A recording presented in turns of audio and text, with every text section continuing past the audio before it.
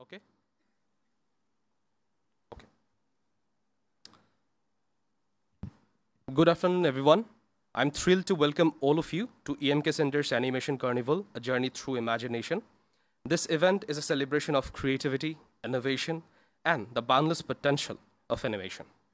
We are honored to have such a vibrant community of artists and enthusiasts here with us today. Before we begin, I would like to take a moment to acknowledge the hard work and the dedication everyone involved in making this event possible. Thank you to our organizers, volunteers, and animation studios here with us today for their unwavering support. Today, we are privileged to have with us an exceptional panel of experts who have significantly contributed to the field of animation. These individuals have not only pushed the boundaries of creativity, but have also paved the way of future for generations of animations. Without a further ado, it is my honor as an emerging leader, Soyed Nasmus Shawat, to introduce our esteemed panelist, Rana Mushur, CEO of Dreamer Donkey and consultant of the ICT Ministry. Rana Bhai's visionary leadership and innovative approach have transformed the animation landscape in our country. Can we give him a round of applause, please? Okay. I would like to call on stage Rana Bhai for joining the panel discussion. And then we have got Murad Abrar Bhai, CEO of Psycore Studio. Murad Bhai has been a forefront of creativity in captivating and immersive animated experiences. So Murad Bhai was supposed to be joining us, but for a very urgent reason, I know some of you have already been asking for it, like when's Murad Bhai be coming in? But he has already stated his apologies for all of you guys. He'll not be here today, but he'll be connecting with you very soon so that all of you guys can share your perspectives with him. Thirdly, we have got Sabir Ahmed Bhaiya, Managing Director of Ending Scene.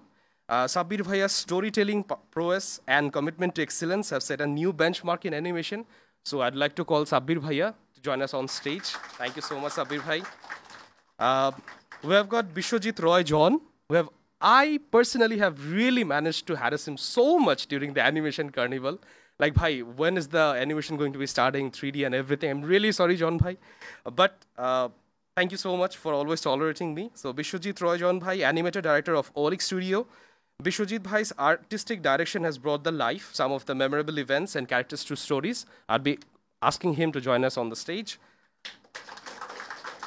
Okay.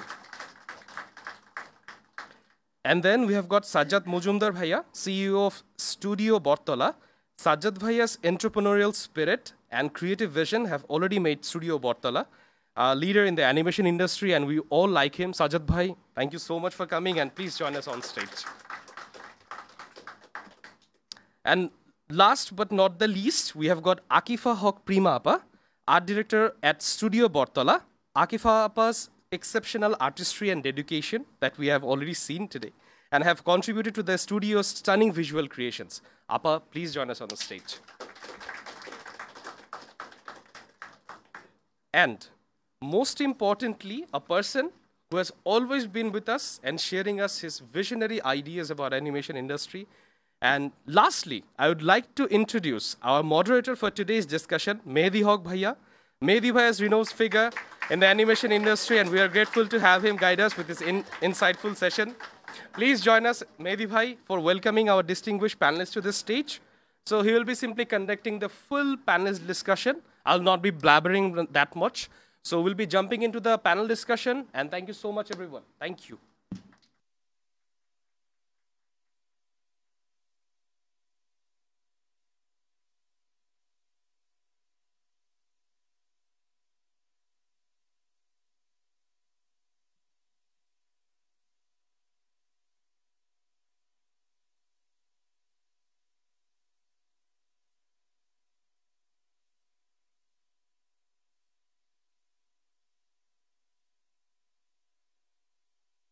না কথা শুনতে পাচ্ছেন তো সবাই mic ছাড়া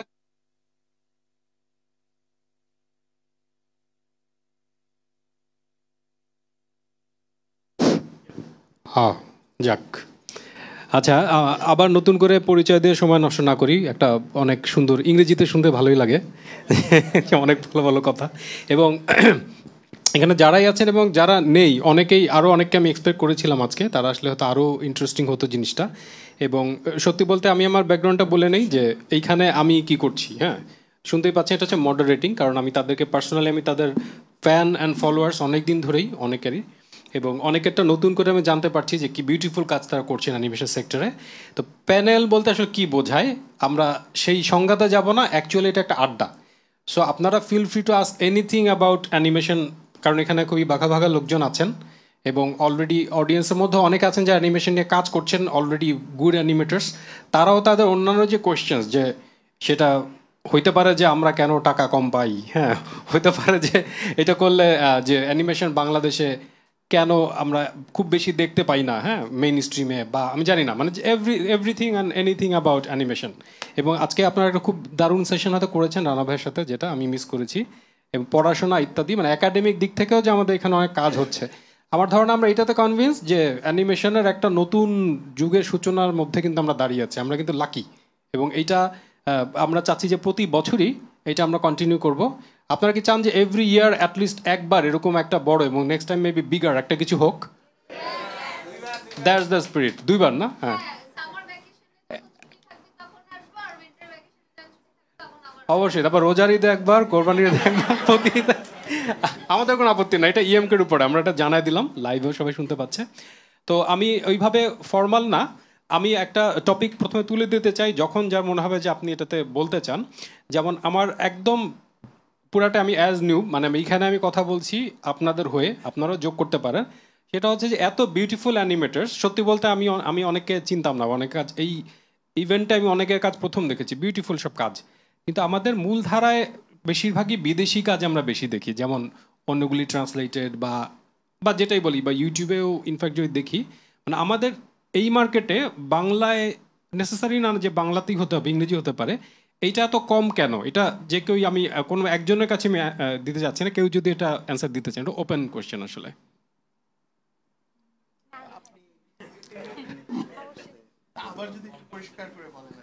মানে আমাদের দেশে কার্টুন অ্যানিমেশন আমরা এত কম দেখি কেন, যেখানে এত ভালো ভালো অ্যানিমেটরস আছেন? মানে আচ্ছা আচ্ছা, বুঝতে পেরেছি যে আমাদের দেশের নিজস্ব প্রোডাকশন কেন যথেষ্ট হচ্ছে না। আসলে এই একটা বড় চ্যালেঞ্জ, মানে যখন থেকে আমরা কাজ করছি, আমি আমার ওই স্পিচেও ব্যাপারটা নোটিস করার চেষ্টা করেছি একটু ডিফারেন্ট পার্সপেক্টিভ থেকে। সেটা হচ্ছে যে কে আগে শুরু করবে, এখানে দুটো ব্যাপার যুক্ত। একটা ব্যাপার হচ্ছে একটা অ্যানিমেশন প্রোডাকশন, যখন আমরা বলছি একটা ইন্ডিভিজুয়াল আর্টওয়ার্ক যখন করছেন একজন অ্যানিমেটর বা একজন আর্টিস্ট, সে একা একা কাজটা করতে পারে। তো সেই ব্যাপারটারও একটা বড় ঘাটতি আমাদের এখানে আছে নানান রকম, কারণ অ্যানিমেশন ব্যাপারটা শুরু হয়েছে মূলত আসলে not as an art form in Bangladesh, এটা শুরু হয়েছে অ্যাজ অ্যান ইন্ডাস্ট্রি, মানে স্টুডিও কোম্পানি এই ধরনের একটা ব্যাপার আছে। কিন্তু অ্যানিমেশনের আদি তো শুরু হয়েছে as an art form, individual effort থেকে, তাই না? তো যখন আমরা ইন্ডাস্ট্রিতে চিন্তা করি যে একটা অ্যানিমেশন প্রোডাকশন হবে, একটা অ্যানিমেটেড মানে কন্টেন্ট হবে, তার একটা রিটার্ন অফ ইনভেস্টমেন্ট পলিসি থাকতে হয় এবং সেটা মানে ফিজিবল হতে হয়। তো সেই রিটার্ন অফ ইনভেস্টমেন্টে আমাদের যে বিজনেসম্যানদের মাইন্ড সেট আপ, সেখানে প্রথমত এন্টারটেনমেন্ট ইন্ডাস্ট্রি কখনোই একটা খুব আকর্ষণীয় জায়গা ছিল না, কখনোই না। ইভেন যারা আমাদের ফিল্মে ইনভেস্ট করেন সেটাও খুব কষ্টে শিষ্টে ওরকম কিছু না, এবং সেটাও দিন দিন নিচের দিকে যাচ্ছে। তো অ্যানিমেশনকে কেউ কখনোই পটেনশিয়াল জায়গা হিসেবে মনে করেননি।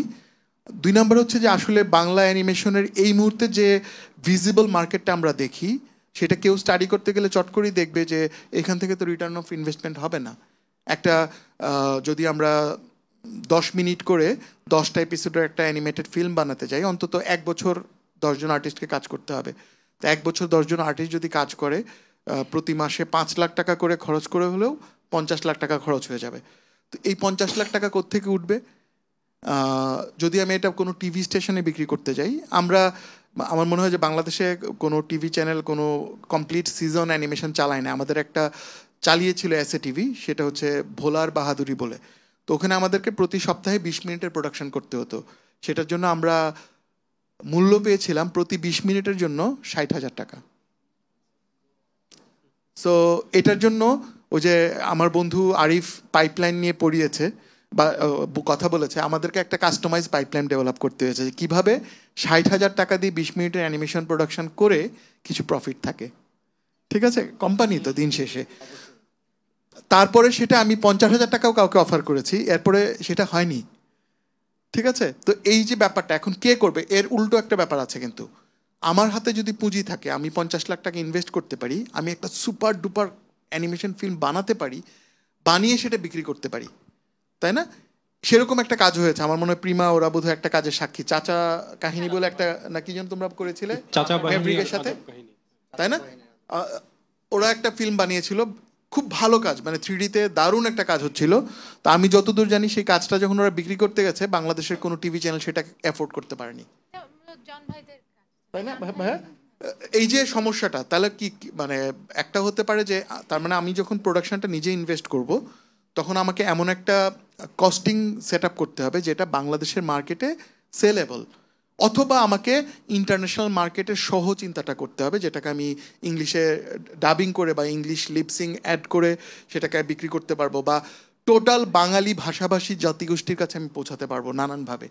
এই টোটাল কাজটা এখনো করা হয়নি, বা আমরা ওভাবে করতে পারিনি।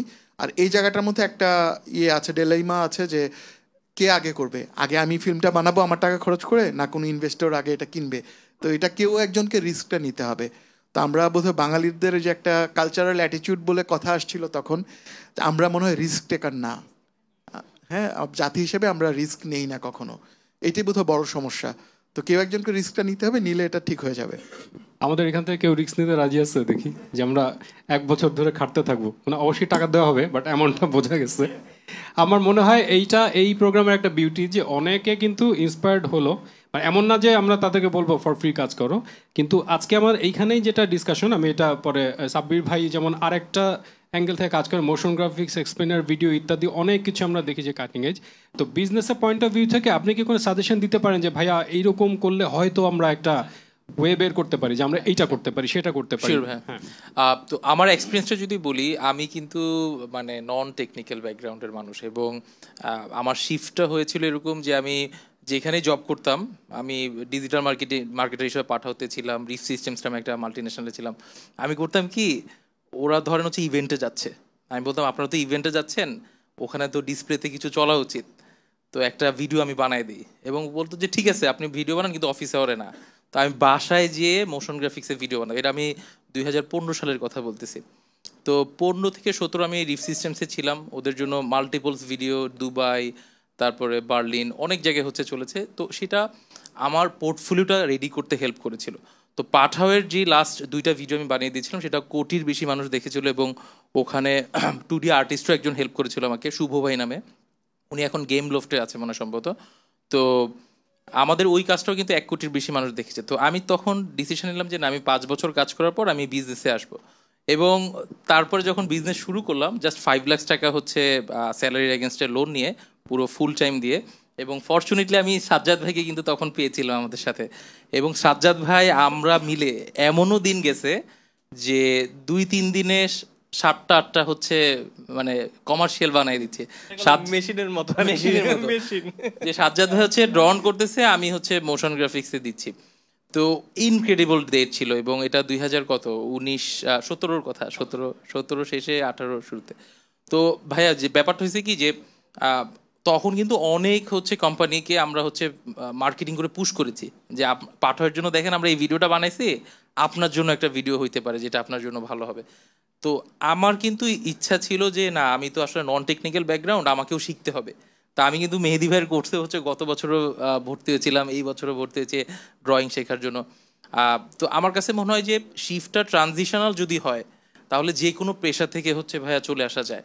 আর মার্কেটিংটা জরুরি আসলে, এখন এই যুগে এসে যদি মানে $5-10 দিয়েও যদি মার্কেটিং না করি, তাহলে পিছিয়ে থাকবো। এটা আমার মনে হয় উত্তর। ফ্যান্টাস্টিক। মানে এটা একটা জিনিস আমি যেটা পিক করলাম, যে ওই যে অ্যাগ্রেসিভ মার্কেটিংও একটা ব্যাপার আছে, যে আপনার যেটা দরকার এটা বোঝানো, যে ভাই দেখেন এই যে অ্যানিমেশন হচ্ছে, ইউ নিড দিস, লাগলে ফ্রি দেখো, কিন্তু ডিমান্ডটা বোঝো এটা।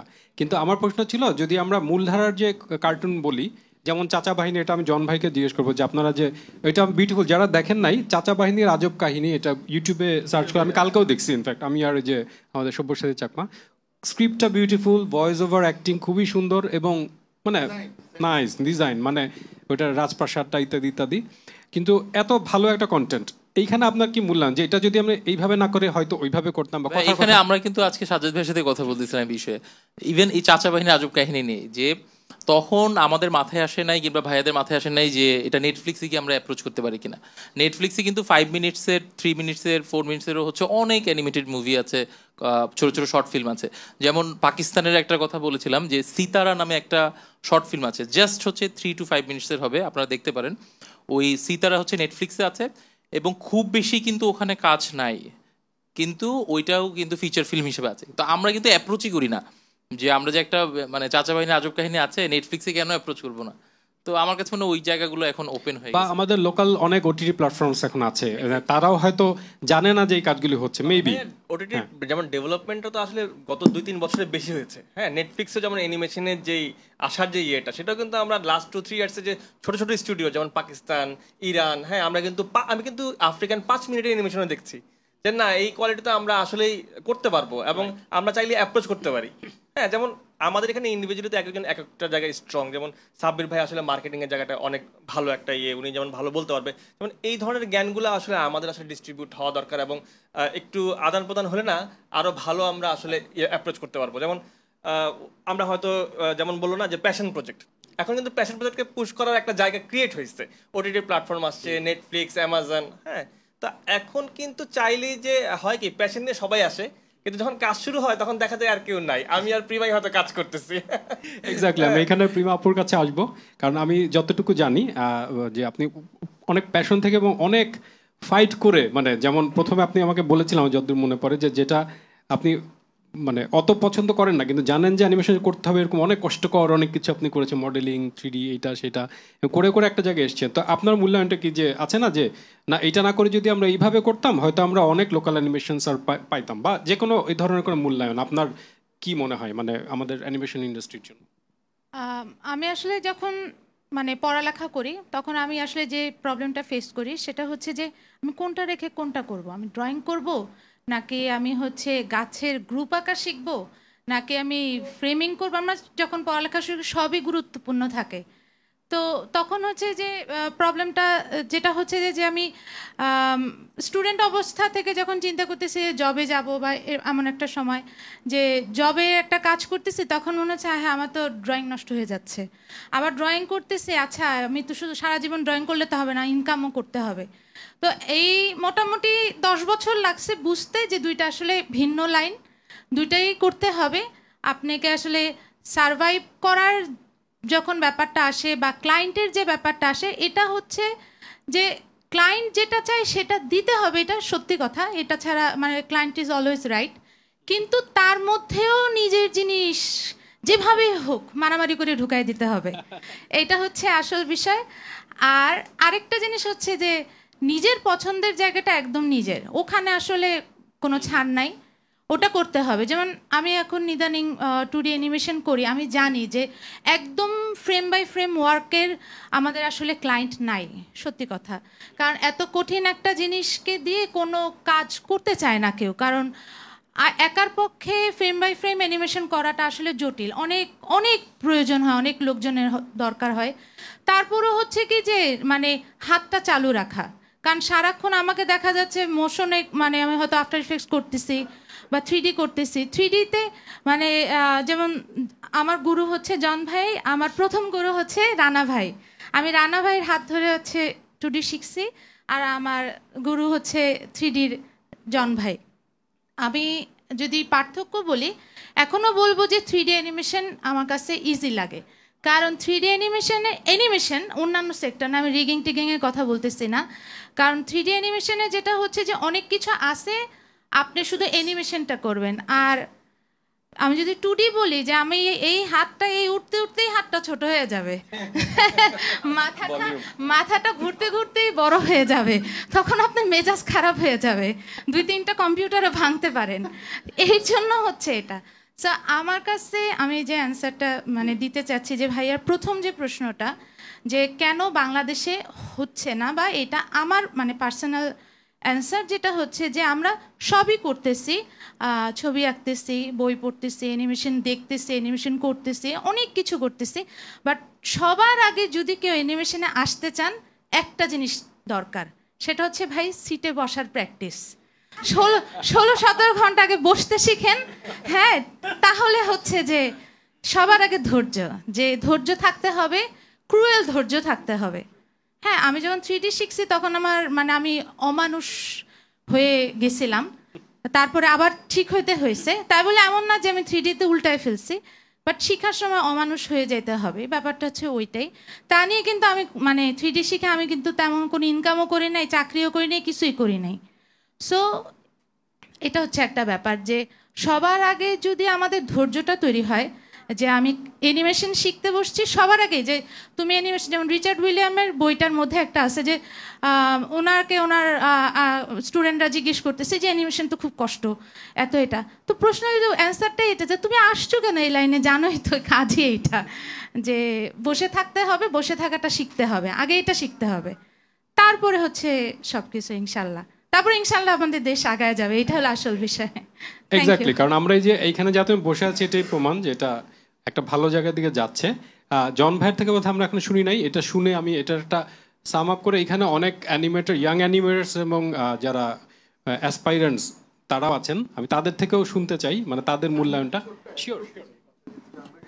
হ্যালো, সেটা হচ্ছে এখানে আরেকটা ব্যাপার মিসিং আছে, যে আমরা কিন্তু টেকনিক্যালি এদেশে অনেক ভালো ভালো অ্যানিমেটর তৈরি হয়েছে, হ্যাঁ, যারা খুব ভালো অ্যানিমেশন করতে পারে, ভালো আঁকতে পারে, ভালো ডিজাইন করতে পারে। একটা জায়গায় খুব বড় একটা মিসিং রয়ে গেছে, মিসিংটা হচ্ছে এই জায়গায় স্টোরি টেলিং। হ্যাঁ, আসলে দিন শেষে তো গল্পটা লোকে দেখে, আর গল্পের প্রতি আমাদের এক ধরনের তাচ্ছিল্য আছে। তাচ্ছিল্যটা এই জায়গায় আমরা মনে করি গল্প সবাই লিখতে পারে। হ্যাঁ, দিন শেষে ওই দেখা গেল যে যে ফান্ড দিচ্ছে উনি ভাবলেন যে গল্পটা তো আমি পারি, ঠিক আছে, হ্যাঁ, বা কিংবা আপনি একটা ভালো গল্প বানায় নিয়ে গেলেন, যে ভদ্রলোকের মানে স্পন্সর করছে কিংবা যার কাজ, উনি বলেন এটাকে বদলা একটু ওইরকম করে দেন, ঠিক আছে। এখন এতে করে গল্পটা কোথায় মারা গেল সেটা আমরা দেখলাম না। আসলে দিন শেষে লোকে গল্পটাই দেখে। হ্যাঁ, কারণ পৃথিবীতে এরকম অনেক উদাহরণ আছে, খুব বাজে ডিজাইন, খুব poor animation, but excellent story telling, লোকে সেটা দেখে। বা কিংবা আমি তো আমার দাদির মুখের গল্প ঘন্টার পর ঘন্টা শুনেছি, কিন্তু আমি 2 মিনিট কেন একটা অ্যানিমেশন দেখি না? আমার ছেলেকে আমার করা অ্যানিমেশন আমি দেখিয়েছি ম্যাক্সিমাম 1 মিনিট, তারপর বলে আর দেখবো না, ঠিক আছে। কেন দেখবে না? কারণ আমার গল্পটা ওকে অ্যাট্রাক্ট করছে না। কিন্তু আমি তো দাদির কাছে আমি জ্বালায় মারছি আমার দাদিকে, যে গল্প বলো বলো বলো বলো, কারণ গল্পটা ইটসেলফ একটা এন্টারটেইনিং ছিল। তো এই জায়গাটাতে একটা বড় দুর্বলতা আছে। 2 নম্বর হচ্ছে গল্প লিখা এবং বলা, আমরা মনে করি এটা একটা ঐশ্বরিক দান, যে যিনি লিখতে পারেন, যিনি বলতে পারেন, ব্যাপারটা সেটা আসলে তা না। Contemporary creative studies method develop করেছে যে কীভাবে ক্রিয়েটিভ আইডিয়াস ডেভেলপ করতে হয়, কনসেপ্ট ডেভেলপ করতে হয়, কীভাবে গল্প লিখতে হয়। আমি তখন প্রশ্ন করেছিলাম elements of stories, story structure, story নিয়ে প্রচুর পড়াশোনা হয়। তো ঠিক আছে, তো সেটা না করে যদি আমরা এটাকে আলাদা রেখে দিই, আমরা ভাবি যে অনেক অ্যানিমেশন শিখলে গল্প বলে ফেলবো, হবে না, জীবনও হবে না। হ্যাঁ, এটাই আমার কথা। Thank you. একদম অসাধারণ একটা পয়েন্ট আসলে উনি বলছেন, মানে গল্পটা ভালো না হলে অ্যানিমেশনে ওই যে এইখানে আমি এই প্লাগইন ইউজ করেছি, আসলে এটা তো ভিউয়ার চাচ্ছে না। ভিউয়ার তো চাচ্ছে হচ্ছে হ্যাঁ অ্যানিমেশনটা অবশ্যই ভালো হতে হবে, কিন্তু স্টোরি বলতে পারতে হবে, ওইটা না হইলে হবে না। যেমন ওই যে আপনি যেটা সিতারা বললেন বা পার্সিপলিস, আমি রিসেন্টলি, তারপর সুলতানাস ড্রিম, আরেকটা জিনিস ভাই বলতে পারি, সেটা হচ্ছে আমরা বাংলাদেশের সাথে যদি তুলনা করি, ব্রাজিলের অনেক কিন্তু মিল আছে। ব্রাজিলের অ্যানিমেশনে 2013 সালে একটা মুভি রিলিজ হয়েছিল, the boy and the world. আপনারা যদি সুযোগ হয় এটা একটু দেখেন, এটা আলী আবরারের একটা মুভি। ওটা কিন্তু অস্কার নমিনেটেড, কমার্শিয়ালি ফেইল্ড এবং বাজেটও তার উঠে নাই 50%ও। কিন্তু ওই একটা মুভি হচ্ছে পুরো মানে ব্রাজিলের সিনারিও চেঞ্জ করে দিছে। তো গল্প যেটা ভাইয়া বললেন, ওটা বলার পরে আমার আবার মনে পড়লো যে না, এরকম কাহিনী যদি একটা দুইটা হয়ে যায়, মানে মিরাকল বাংলাদেশের জন্য, আই বিলিভ যে তারপর একটা জোয়ার শুরু হয়ে যাবে আর কি। Definitely definitely. জন ভাই, আমরা 2D থেকে আস্তে আস্তে 3D দিকে এগিয়ে আসি। না, এটা তো একটা জেনারেল কোয়েশ্চেন সবার প্রতি ছিলই, মানে আমার পক্ষ থেকে, বা আমি অন্যদের প্রশ্ন শুনবো এখনই একটা পজ দিয়ে। কিন্তু এর আগে 3Dতে আপনার মূল্যায়নটা কি? যেমন আমরা অনেকে 3Dকে ভয় পাই, মানে ইনক্লুডিং মি, যে আবার 3D মানে 2টা ডাইমেনশনই হচ্ছে না, থার্ড ডিমেনশন, হ্যাঁ, এবং এটার ইন্টারফেসগুলি খুব একটা ওয়েলকামিং লাগে না অনেক ক্ষেত্রে, হ্যাঁ। তো সেটা যদি ইয়াংদের যদি আপনি বলেন যে সেক্টর যে 3Dতে যা আসতে চাচ্ছে, সেখানে বাংলাদেশে এটা সম্ভাবনা বা এই মুহূর্তে কি কি স্কোপ আছে? যেমন আপনারা তো একটা স্টুডিওতে খুব ভালো ভালো কাজ করছেন, আগেও অনেকগুলি জায়গায় আপনি কাজ করেছেন, তাদের প্রতি আপনার যে থ্রিডিতে ওই যে যেমন চাচা ভাইনু এটাতে আপনি ছিলেন, তো এটার অনেক স্যাড স্টুডিও আমরা শুনলাম, কিন্তু এটার সম্ভাবনা মানে পজিটিভ সাইডটা, নেগেটিভ তো আমরা জানি যে হচ্ছে না, আটকে গেছে, বাজেট নাই, এটা ভেরি কমন, কিন্তু আপনার দিক থেকে কোনো তাদের প্রতি কোনো ইয়ে আছে কিনা যে থ্রিডিতে আসতে? সো পজিটিভ সাইড বলতে আমি এই চাচা বাহিনীর আজব কাহিনী এটা যে তৈরি হয়ে গেছে, এটা ফেল করছে বাট তৈরি হয়ে গেছে, এটা হচ্ছে গিয়ে আমাদের পজিটিভ সাইড, যে এটা আমরা দেখতে পারতেছি। যদিও 6টা এপিসোড মাত্র, কিন্তু এটা যখন তৈরি হয় তখন মেভরিক থেকে মানে আমাকে বলা হয়েছে যে আমরা এরকম একটা প্ল্যান করছি, তো আমাদের তো অ্যানিমেটরও নাই দেশে, আমি চিনিও না অত বেশি, তো আপনি একটা কোর্স চালু করেন, একটা অ্যানিমেশন টিম তৈরি করার চেষ্টা করেন। সো আমি ওই হিসেবে ওইটি আমার প্রথম টিচিং শুরু করার। তারপর ফার্স্ট ব্যাচ, সেকেন্ড ব্যাচ হইলো, দেন ওইখান থেকে দেখলাম যে হ্যাঁ মানে মোস্ট অফ দ্য পিপল মানে ভালোই করতেছে। অ্যান্ড পরে মেভরিক থেকে বলা হইলো যে এটা কিন্তু জন ভাই কোয়ালিটিটা আমরা একটু কম করে কোয়ান্টিটিটা বাড়াবো, মানে আমাকে কন্ডিশন দিচ্ছে। সো তাহলে ঠিক আছে, তাহলে এটা কীভাবে করা যায় ওইটা আমি তাদেরকে বললাম যে ওকে তাহলে যেই আমার ভালোও রাখতে হবে আবার কম টাইমেও করতে হবে। সো ওইটা দেখে আমি জাস্ট কয়েকটা প্রিন্সিপালকে ফোকাস করে আমি ওইটা ডিজাইন করলাম যে হ্যাঁ এইভাবে আমরা কাজ করব, এবং এটা খুব তাড়াতাড়ি আমার টিমটাও অনেক ভালোভাবে নিয়ে নিছে। তো জিনিসটা হচ্ছে যে ওভারঅল আমরা সবাই সব মানে খুব ভালোভাবে প্রেশার দিয়ে জিনিসগুলো করলাম, কিন্তু ওই যে বাংলাদেশে দেখা গেছে যে এই প্রজেক্টটা খুব সব দিক দিয়ে ভালো হচ্ছিল, সেলিব্রিটিরা, ভয়েস আর্টিস্টরা ভালো কাজ করেছে, কিন্তু কথা হলো যে যেখান থেকে ইনভেস্টটা আসার কথা ছিল তারাই হচ্ছে গিয়ে পরবর্তীতে মেবি আমি যতটুকু জানি যে তারা সরে গেছে বা এরকম কিছু। সো এইটা তারপরে ওই যে রানা ভাই যেটা বললো যে অন্যান্য প্ল্যাটফর্মেও আমরা গিয়েছি, কিন্তু ওখানে তারা এফোর্ড করতে পারছিল না, কারণ আমাদের যেই স্টুডিও কস্ট ওই জিনিসগুলো অনেক বেশি হাই হয়ে গিয়েছিল। সো এই প্রবলেমের কারণে এখন ওটার মুখ দেখতে পারলো না এরকম একটা ব্যাপার। তবে জিনিসটা হচ্ছে যে আমার আমার এক্সপিরিয়েন্সে যদি আমি বলি যে আমি আমার সেশনে বলছিলাম যে শুধুমাত্র একটা জিনিস ঠিকমতো লেগে থাকলে তাহলে ওইটাতে সাকসেসফুল হবেই, যেটা আমি হতে পেরেছি। অনেকে হয়তো এখানে থেকে আবার ছেড়ে দিয়েছে, সো তারা এই জিনিসটা মানে পায়নি।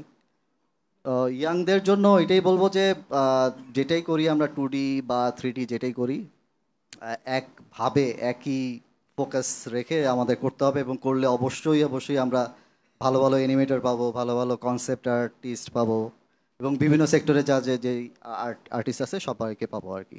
অ্যান্ড এইটা থিঙ্ক করা যাবে না যে বাংলাদেশে মানে আমরা যেটা নর্মালি থিঙ্ক করি যে হ্যাঁ ভালো অ্যানিমেটর হইলাম তারপরে চাকরি কই বা স্যালারি কত বা এরকম আর কি। সো এইটাও থিঙ্ক করা যাবে না যে শুধুমাত্র বাংলাদেশ কেন্দ্রিক কেন আমরা হব। এক তো আমরা সবসময় বলি যে আমি ডিজনির মতো অ্যানিমেশন করব, আমি পিক্সারের মতো অ্যানিমেশন করব, তাহলে ওই পর্যন্তই আমাদের যেতে হবে। মানে বাংলাদেশের আমরা যদি ওই পর্যন্ত যেতে পারি বাংলাদেশের সুযোগ অবশ্যই তৈরি হবে, গভর্নমেন্ট সাহায্য করতেছে, সো এখানে অবশ্যই একটা ভালো একটা অপরচুনিটিস হবে। আমাদের কি বলে রানা ভাইয়ের একটা তো মনে হয় চারুকলা একটা ল্যাব তৈরি হয়েছে, সো ওইখানে অপরচুনিটিস আছে, আরও 8টা ল্যাব হচ্ছে। তারপরে অনেক কয়েকটা স্টুডিও হচ্ছে গিয়ে ট্রেনিং দিচ্ছে, যেমন অলিক ট্রেনিং দিচ্ছে, সাইকোর ট্রেনিং দিচ্ছে। সো তারপরে তোমরাও হ্যাঁ লার্নিং বাংলাদেশ।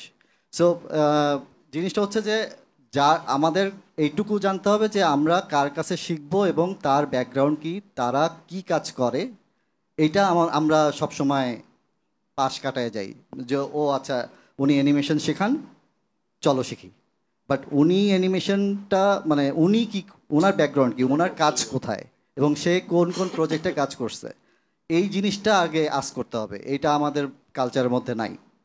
আমরা জাস্ট টিচার পেলেই আমরা চলে যাচ্ছি, এবং সেটা যদি একটা কি বলে ফেক একটা ব্যাকগ্রাউন্ড হয়ে এটা এটা এটা রাইট। সো এইটাই আর কি আমার মানে সাজেশন থাকবে ইয়াংদের জন্য, যে আমরা যেটাই শিখবো আগে প্ল্যানিং করব। আমরা অন্তত এইটুকু নলেজ নিতে পারবো ইউটিউব থেকে, যে আমরা যেটা শিখতে চাই সেটা আগে আমরা একটু প্ল্যান করে দেখি, কারণ এই টাইমে অনেক বেশি মানে ইন্টারেস্ট চেঞ্জ হইতে থাকে। এইটা একটা প্রবলেম, যে আচ্ছা আমি ক্যারেক্টার অ্যানিমেশন করতেছি, আরেকজন মডেলিং করতেছে, এত সুন্দর মডেল, আচ্ছা আমি মডেলিংও শিখি। আমি এরকমও দেখছি যে অ্যানিমেশন শিখতে এসে জাভা স্ক্রিপ্টে চলে গেছে, হ্যাঁ মানে, এবং খুব ভালো করতেছে সেখানে। তো আমি বলছি ঠিক আছে, ওকে ফাইন, রাইট। সো এইটাই আর কি, যে একটু ফোকাস দিয়ে আগে ওই পার্টটাকে। আমি আরেকটা জিনিস বলেছিলাম সেশনে, যে এমন কাজ করা উচিত যেটা আমি 24 ঘন্টা কাজ করতে পারবো। এটা এটা অমানুষ হইতে হবে, ওইটাও কিন্তু ইন্টারেস্ট সহকারে, মানে আমি বাধ্য হয়ে করতেছি এটা না। সো এটা হইতে পারে, হ্যাঁ এডিক্টেড হইতে হবে। আমি যেরকম আমি এটাই দেখছি যে সাকসেসফুল হইতে গেলে এটাই হইতে হবে, একদম পাগল হইতে হবে, যে হ্যাঁ আমি এইটাই করব, এটা করতে আমার কোনো সমস্যা নেই। যেমন আমি অফিস আওয়ার করি, বাসায় যেয়ে আবার ফ্যামিলিকে একটু টাইম দিয়ে আমি আবার নিজের কাজ করা শুরু করি। সো এইভাবেই আমার লাইফটা গেছে, এই কারণে হয়তো আমি এরকম পর্যায়ে আসতে পারছি। এবং এখন এই রিসেন্টলি আমি দেখা গেছে যে বাইরের একটা স্টুডিওর সাথে কাজ করছি ফ্রিল্যান্স অ্যানিমেটর হিসেবে।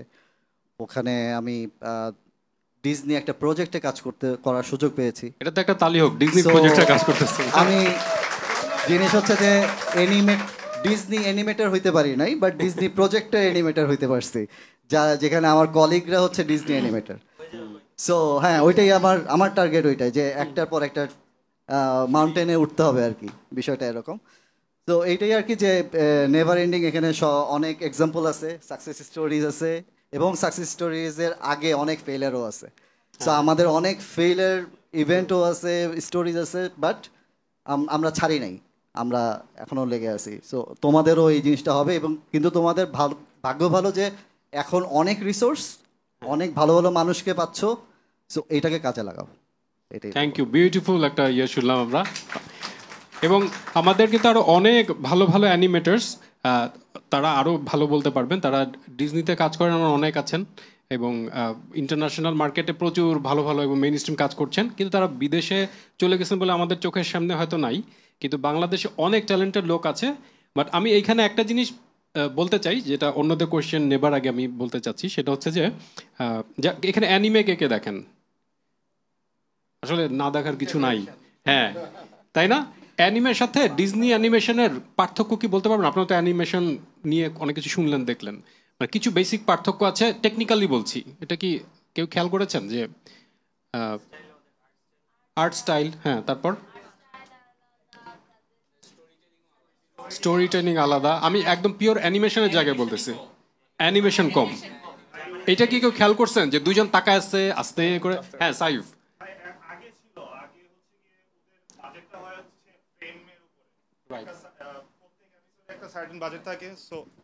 প্রত্যেক এপিসোড একটা সার্টেন বাজেট দেয়। সো হচ্ছে গিয়ে যে আমি এতগুলা ফ্রেমই আঁকতে পারবো, এর বেশি পারবো না। সো এই কারণে ওরা হচ্ছে কিছু সিনকে প্রাধান্য দেয়, ওইগুলাকে আবার সাকুগা বলে। তো ওইগুলাতে ফ্রেম রেট বেশি থাকে, অনেক এক্সপেন্সিভ জিনিসপাতি হয়। আর এই কারণে অন্যান্য সিনগুলাতে হচ্ছে কি অনেক মার খেয়ে যায়, যেখানে খুবই সিম্পল। এক্স্যাক্টলি। বাট যখন শুরু হয়েছিল, মানে আমি রিসেন্ট যেটা যে একটা ডকুমেন্টারি দেখছি, আমি খুব বড় ফ্যান যে লোকটার, মানে যে ভদ্রলোকের, জাপানিজ নাম ওসামু তেজুকা। হ্যাঁ, যারা জানেন না, মানে দ্য গড অফ মাঙ্গা বলে, মানে মাঙ্গা জিনিসটা ওনার হাতে তৈরি। আগেও ছিল মাঙ্গা, বাট এখন যে ফর্মটা আমরা দেখি, এই যে বিগ আই, ছোট নাক বা একটু যে, এবং বিগ আইটা আসছিল, উনি ব্যাম্বির অনেক ফ্যান ছিলেন ডিজনির। এটা কিন্তু অনেকে আমরা জানি না যে জাপানিজ, বাট এরকম বিগ আইস কোত্থেকে আসলে, এটা একটা ব্যাপার। তার সম্পর্কে পড়বেন, কারণ কি উনি যখন ডিজনি দেখে মুগ্ধ, জাপানে উনি অ্যানিমেশন করতে এসে দেখছেন যে এই আমাদের মতো অবস্থা, মানে টাকা নাই, কিছু নাই, কেমনে কি করবো। সেকেন্ড ওয়ার্ল্ড ওয়ারের পরে সময় তো একদম বিধ্বস্ত অবস্থা। তো উনি যেটা করলেন, দেখলেন যে এটা আসলে পসিবল না। তখন উনি ওই যে ড্রয়িং কমায় দিলেন, যে ব্যাকগ্রাউন্ড হয়তো স্টিল, ক্যামেরা হয়তো আস্তে মুভ, মানে একজন একজনের তাকানো যে আস্তে মুভ করতেছে, বা স্পিড আসলে পিছনে কিছু স্পিড লাইন যাচ্ছে, মানে উনি কিছু টেকনিক বের করলেন যেটাতে খাটনিটা তুলনামূলক কম বা ফ্রেম ড্রয়িংটা তুলনামূলক কম, এবং উনি ওটার নাম দিলেন টিভি অ্যানিমেশন।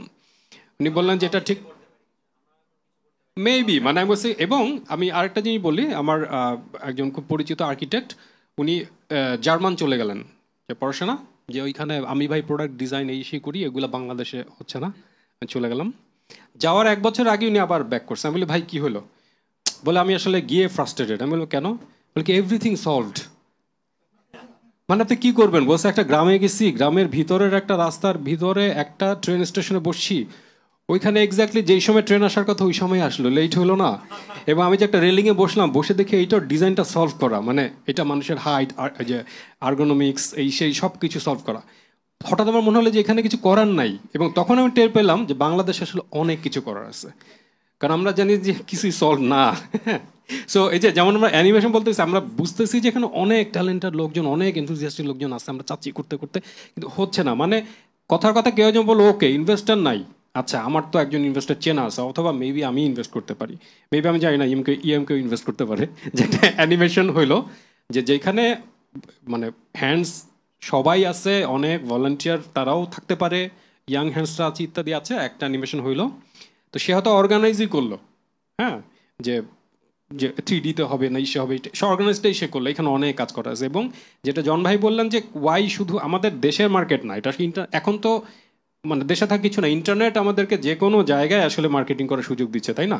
তো ওয়াই নট? যেমন আমি কালকে যেটা দেখা, মাই ফাদার্স ড্রাগন, এটা তো আসলে আয়ারল্যান্ডের একটা আইরিশ আমরা এখানে বসে দেখতেছি না, বিউটিফুল একটা কাজ, এবং এটা ইংরেজি ভাষায় সবাই দেখতেছে। তারপর আরও প্রচুর আছে, মানে এটার উদাহরণ শেষ নেই, যারা দেখেন। হ্যাঁ আচ্ছা, তো আমার কথা হচ্ছে যারা মনে করেন যে এইখানে স্কোপ নাই, মানে এটা করতে পারতেছি না, জব নাই, স্যালারি নাই, আমি বলবো শুরু করেন, আপনি নিজে শুরু করে ফেলেন। হ্যাঁ, এইখানে আরেকটা জিনিস আমি জাস্ট ছোট করে অ্যাড করতে চাই, যে এটা ভাই আপনার সেশন থেকেই পেয়েছিলাম, তারপরেও আমি ভাবলাম যে শেয়ার করি। সেটা হচ্ছে ওই ভাইয়া যেটা বললো যে স্টোরি টেলিং এর অভাব, এবং স্টোরির সাথে কিন্তু গল্প মানে অ্যানিমেশন, এবং অ্যানিমেশনের মাঝখানে একটা যেটা, সেটা হচ্ছে কমিক্সের পার্ট। এটা কিন্তু ভাই আপনিও বলেছিলেন যে বাংলাদেশে এই কন্টিনেন্টে, বিশেষ করে বাংলাদেশে কমিক্স রিডার অনেক কমে গেছে। ইভেন এই মাসেই মনে হয় একটা নেটফ্লিক্সের নতুন শো আসছে, দ্য 8 শো, আপনারা দেখছেন কিনা জানি না। ওইটা কিন্তু ওয়েবটুন হচ্ছে দ্য মানি গেম এবং হচ্ছে ইয়া থেকে নেওয়া। এবং ওই ওয়েবটুনের ভাইয়া যদি আপনি মানে আর্ট স্টাইলগুলো দেখেন, একেবারে মনে হবে যে আমার ওই 4-5 বছরের মেয়ে ছেলে কিছু একটা করছে, একদম চাইল্ডিশ, কিন্তু জাস্ট গল্পের কারণে, স্টোরির কারণে ওটা থেকে নেটফ্লিক্সের একটা বড় বিগ শো সিরিজ চলে আসছে। তো এটা আর কি আমার কাছে মনে হয় যে ভাই কমিক্স এই গল্পগুলো ভালো। সো এখানে অনেক বড় স্কোপ আছে। যারা এখানে আছেন বা যারাই কাজ করছেন, আমি বলবো যে এটা খুবই একটা দারুণ সময়। যাই হোক, আমরা এই যারা এখানে কাজ করছেন, ও একটা জিনিস আবারও মনে করাই দিই, যারা স্টুডিওতে কাজ করতে চান, বাইরে তো টেবিল আছেই, প্লাস এখানে অনেক আছেন। ইভেন আমাকে সাব্বির ভাই আজকে বলতেছিল যে তার বোধহয় 3টা জব ওপেনিং আছে, 8টা আসলে জব অফার করেছিলাম, এবং পেইড ইন্টার্নশিপ সহ, পেইড ইন্টার্নশিপ এবং হচ্ছে জুনিয়র পজিশন। এবং আমাদের মার্কেটে কিন্তু বেশ ভালো সুনাম, আমরা এখন পর্যন্ত কারোর টাকা ডিউ নাই, কিছু নাই, 6 বছর 7 বছর ধরে আছি। হ্যাঁ, ইভেন এরকমও কোভিডে হয়েছে যে 1 বছর আমরা প্রায় 40 লাখ টাকা ক্লায়েন্ট থেকে পাই নাই, হ্যাঁ 2020-এ। কিন্তু আমরা আমাদের ভেন্ডরদেরকে, ইভেন ভয়েস আর্টিস্ট সবাইকে কিন্তু পে করে দিছি। আই বিলিভ সাদাত ভাই আপনারও ভালো এক্সপিরিয়েন্স আছে, তো সবাই তাকে বলছে জয়েন করতে পারেন ভাবে। এরকম প্রথম আমি শুনলাম এরকম একজন, মানে না ওইটা বলতেছি না, বলছে যে স্টুডিও হিসেবে এইভাবে বলা, এটা মানে কখনো এটা কিন্তু বিরাট অপরচুনিটি যে জব অফার হচ্ছে। সো টেক ইট গাইস, মানে জাস্ট আচ্ছা, আমাদের খুব বেশি সময় নাই, তো আমি এখানে অনেক অ্যানিমেটারসও আছেন, তারা যদি কিছু যোগ করতে চান, যেমন আমাদের এখানে সেশন নিয়েছে এরকম 2জনও আছেন, ইসমাম এবং ঐশিক।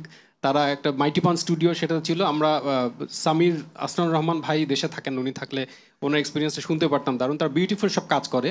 তাদের যদি কোনো প্রশ্ন বা কিছু যোগ করার থাকে, ইভেন এখানে এসে যদি বলতে চায়, হ্যাঁ, এবং এখানে সাইফ আছে, আমি যাদেরকে চিনি তাদের বলছি, সবাইকে চিনি না, এই জন্য খুবই সরি। তো তারা যদি কেউ কিছু প্রশ্ন বা ইত্যাদি বা অ্যানিমেশন রিলেটেড এনিথিং এভরিথিং, এটা হ্যাঁ, নাবিদুর রহমান মুন্না ভাই এখানে আছেন, হ্যাঁ, অথবা যে কেউই বলতে পারে, আমি এদেরকে চিনি বলে এদের বাই নেমে বললাম, মানে এখানে তো সবাই আছেন, মানে সেটা জব রিলেটেড হতে পারে, ক্যারিয়ার রিলেটেড হতে পারে, মনে হয় এটা একটা বেস্ট টাইম, মানে আপনারা জিজ্ঞেস করতে পারেন। যেমন ছোটবেলায় আমরা যখন ড্রয়িং শুরু করছি, এরকম কোনো সুযোগ কিন্তু ছিল না, মানে তখন তো ইন্টারনেট নাই, টেলিফোন হচ্ছে ল্যান্ডফোন, ফোন করলে কে ধরবে জানি না। মানে একটা জায়গায় পত্রিকায় ডিরেক্ট আমি পিছনে দেখতাম যে একটা ওই যে 88 সামথিং সামথিং একটা ফোন নাম্বার, ফোন করলে তো ধরতো অপারেটর। এখন ওইখানে আসলে ড্রয়িং করব ওইটা কাকে বলবো বুঝতাম না, কিন্তু এখন কিন্তু সামনে বসা।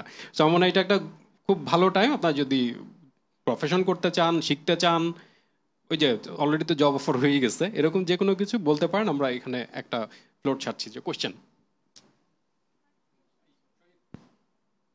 এই যে সামনে একজন বলবো তো। আসসালামু আলাইকুম। তো আমার প্রশ্নটা হচ্ছে যে আমরা crowd funding as an investment কেন ট্রাই করতে পারি না? কারণ কিকস্টার্টার নামে একটা অনলাইন একটা প্ল্যাটফর্ম আছে যেখানে আপনার যে কোনো জিনিস, ইভেন কি টি শার্ট ডিজাইন করে এটা সেল করবে, ওটার জন্য ক্রাউড ফান্ডিং করে। তো আমরা যদি একটা স্টোরি টেলিং একটা মিডিয়াম, আমরা একটা স্টোরি বলতে চাচ্ছি, এটার জন্য তো খুব বড় ইনভেস্টমেন্ট লাগে। এখন আমাদের বড় বড় প্রাইভেট কোম্পানি যদি ইনভেস্ট না করে, আমরা আমাদের দেশে ক্রাউড ফান্ডিং কেন ট্রাই করতে পারি না? ভেরি গুড কোয়েশ্চেন, এটা কেউ উত্তর দিতে চান? আচ্ছা, আমি এটা নিয়ে উত্তরটা দিতে চাই। ক্রাউড ফান্ডিং এর যে ব্যাপারটা, আমি একটা ছোট্ট স্টোরি বলবো। আমি তখন জব করতাম 2013-14 কথা, আমি গেম আর্টিস্ট হিসেবে জব করতাম। তো সেই সময় হচ্ছে আমার অ্যাক্সিডেন্টে হাত পা ভেঙে যায় আর কি, এবং সেই সময় আমার মার ক্যান্সার হয়। তো ক্যান্সারের কারণে আমার মায়ের জন্য বিশাল একটা অর্থের প্রয়োজন হয়ে পড়ে, যেটা তখন যেহেতু আমি এখন একদমই বাম সাইড আমার ভাঙা, তো আমি পারছিলাম না।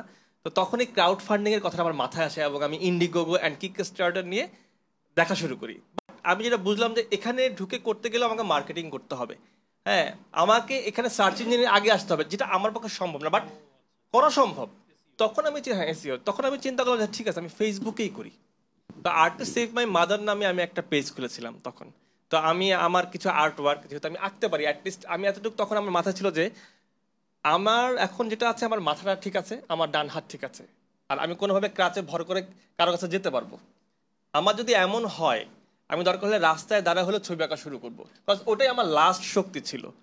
হ্যাঁ, তো তখন আর্ট টু সেভ মাই মাদারের যখন আমি জার্নিটা শুরু করি, আমার মনে আছে 23 কি 24 দিন পর ইতালি থেকে একটা ছেলে 3000 টাকা দিয়ে প্রথম ছবিটা কিনে, এবং আমার এখনও শরীরে কাটা দিচ্ছে, কারণ এটা আসলে আমার জন্য অনেক বিশাল একটা ইয়ে ছিল। এবং এরপরে আস্তে আস্তে আস্তে আস্তে কী হবে জানো, এটা স্প্রেড করা শুরু করে। যমুনা টিভিতে যখন আমার সাক্ষাৎকার হয় অ্যাজ এ রাইজিং ইয়ে হিসেবে, তখন এরপরে না এটা এমনভাবে বুস্ট হয় যেটা আমি নিজেও জানি না।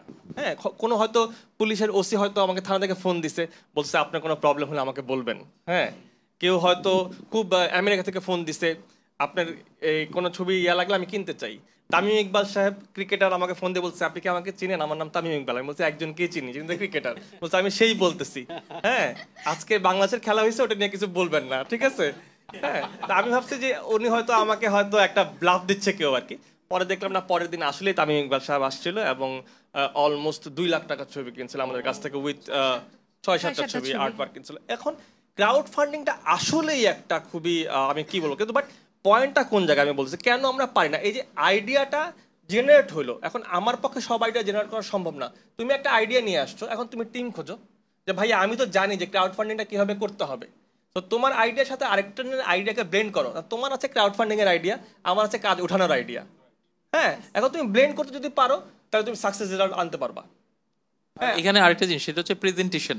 আপনি যে টিম মেম্বার খুঁজে পাবেন, দেখা যায় কি ওই আমরা ফেসবুকে স্ট্যাটাস দিচ্ছি যে অমুক সালে অ্যামাজন ওই জাকারবার্গ গেছিল রুমে 50 সেন্ট পরে বসে আছে, তাকে আসে নাই, এরকম না হয় আমার কাছে মনে হয় যে আমার যে থটটা, সেটা যদি আমি কিছু করে তারপরে প্রেজেন্ট করি, তাহলে হচ্ছে সেখান থেকে আমার টিম মেম্বারও আসবে, ক্রাউড ফান্ডিংও হেল্প হবে। এটার বেস্ট এক্সাম্পল কিন্তু আজকেই আছে আমাদের এখানে, অমিত আশরাফ ভাইদের যে স্টুডিও, ওনারা কিন্তু যে মুভিটা আপকামিং আসবে কিনা আমি জানি না, অলমোস্ট হচ্ছে অনেক বছর ধরে প্রোডাকশন হচ্ছে, সেইটার বেশ ভালো অ্যামাউন্ট হচ্ছে উনি কিকস্টার কিংবা হচ্ছে ইন্ডিগোগো থেকে ক্রাউড ফান্ডিং করে নিয়েছিল।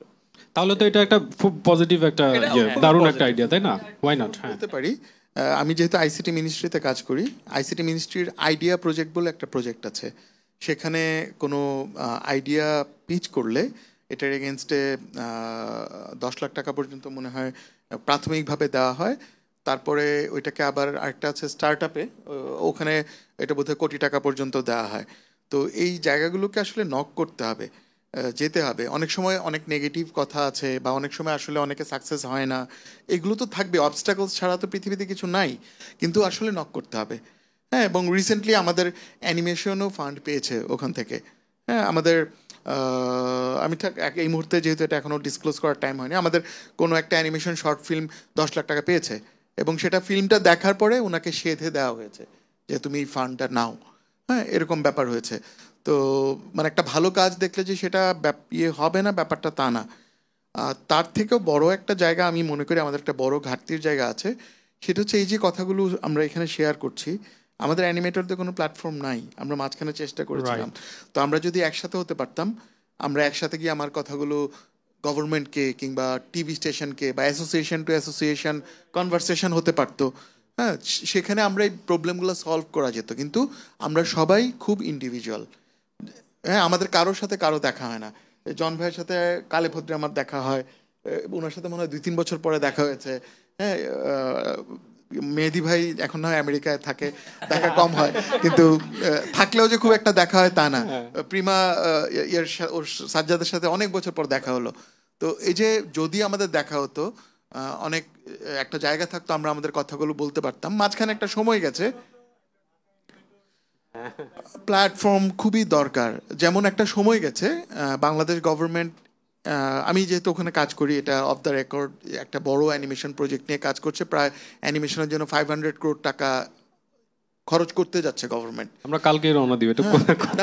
কিন্তু প্রবলেমটা হয়েছে, এটা কাজটা যখন হচ্ছিল, এটা ইন্ডিভিজুয়াল অনেক স্টুডিওর কাছে গেছে বা ব্যক্তির কাছে গেছে, কিন্তু একটা অ্যানিমেটরদের একটা প্ল্যাটফর্ম যদি ওখানে গিয়ে বলতো যে আমরা we are the animators of Bangladesh, আমাদেরকে এইভাবে আপনারা করেন বা এই ফান্ডটা দেন, বা এরকম একটা স্থায়ী ব্যবস্থা করে দেন যে অ্যানিমেটররা কাজ করতে পারে, এটা হতে পারতো।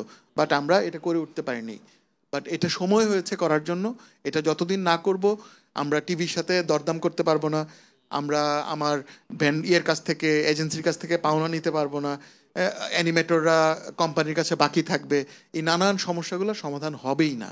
যে কারণে একটা প্ল্যাটফর্মের খুবই প্রয়োজন মনে করছি। আমি মনে করি যে ইএমকের এইখান থেকে এই জিনিসটা আবার শুরু করা যায়, মানে এটা কিন্তু একটা ভালো অপরচুনিটি। যদি প্রতি বছর আমরা এটা করতে পারি, সেখানে তো একটা মিট আপ হবেই, মেবি এটা একটা বুস্টিং হিসেবেও কাজ করবে। এবং আমি খুব ইন্টারেস্টেড হলাম যে যেমন এই অপশনগুলো আমারও কিন্তু মাথায় আসে না, যে ক্রাউড ফান্ডিং, এটা খুব বিউটিফুল একটা জিনিস বলছে। মানে কিকস্টার্টার, ক্রাউড ফান্ডিং শব্দটাও জানি, অ্যানিমেশনও জানি, বাট ব্রিজিংটা বা যেটা এখন শুনলাম যে আইসিটি মিনিস্ট্রির কিছু ফান্ডও আছে, তার মানে কেউ যদি শর্ট ফিল্ম করতে যায় সেটা তো আছেই, প্লাস অ্যাজ এ টিম করলেও কিন্তু একটা ভালো সম্ভাবনা আছে। আর কেউ কিছু জিজ্ঞেস করা বা যোগ করা কোনো আগ্রহী কোনো কিছুতে? কেউ কোনো প্রশ্ন করতে চান? এটাও কিন্তু একটা প্রবলেম, কমিউনিকেশন। হ্যাঁ, যে কোয়েশ্চেন করতে হবে। হ্যাঁ হ্যাঁ,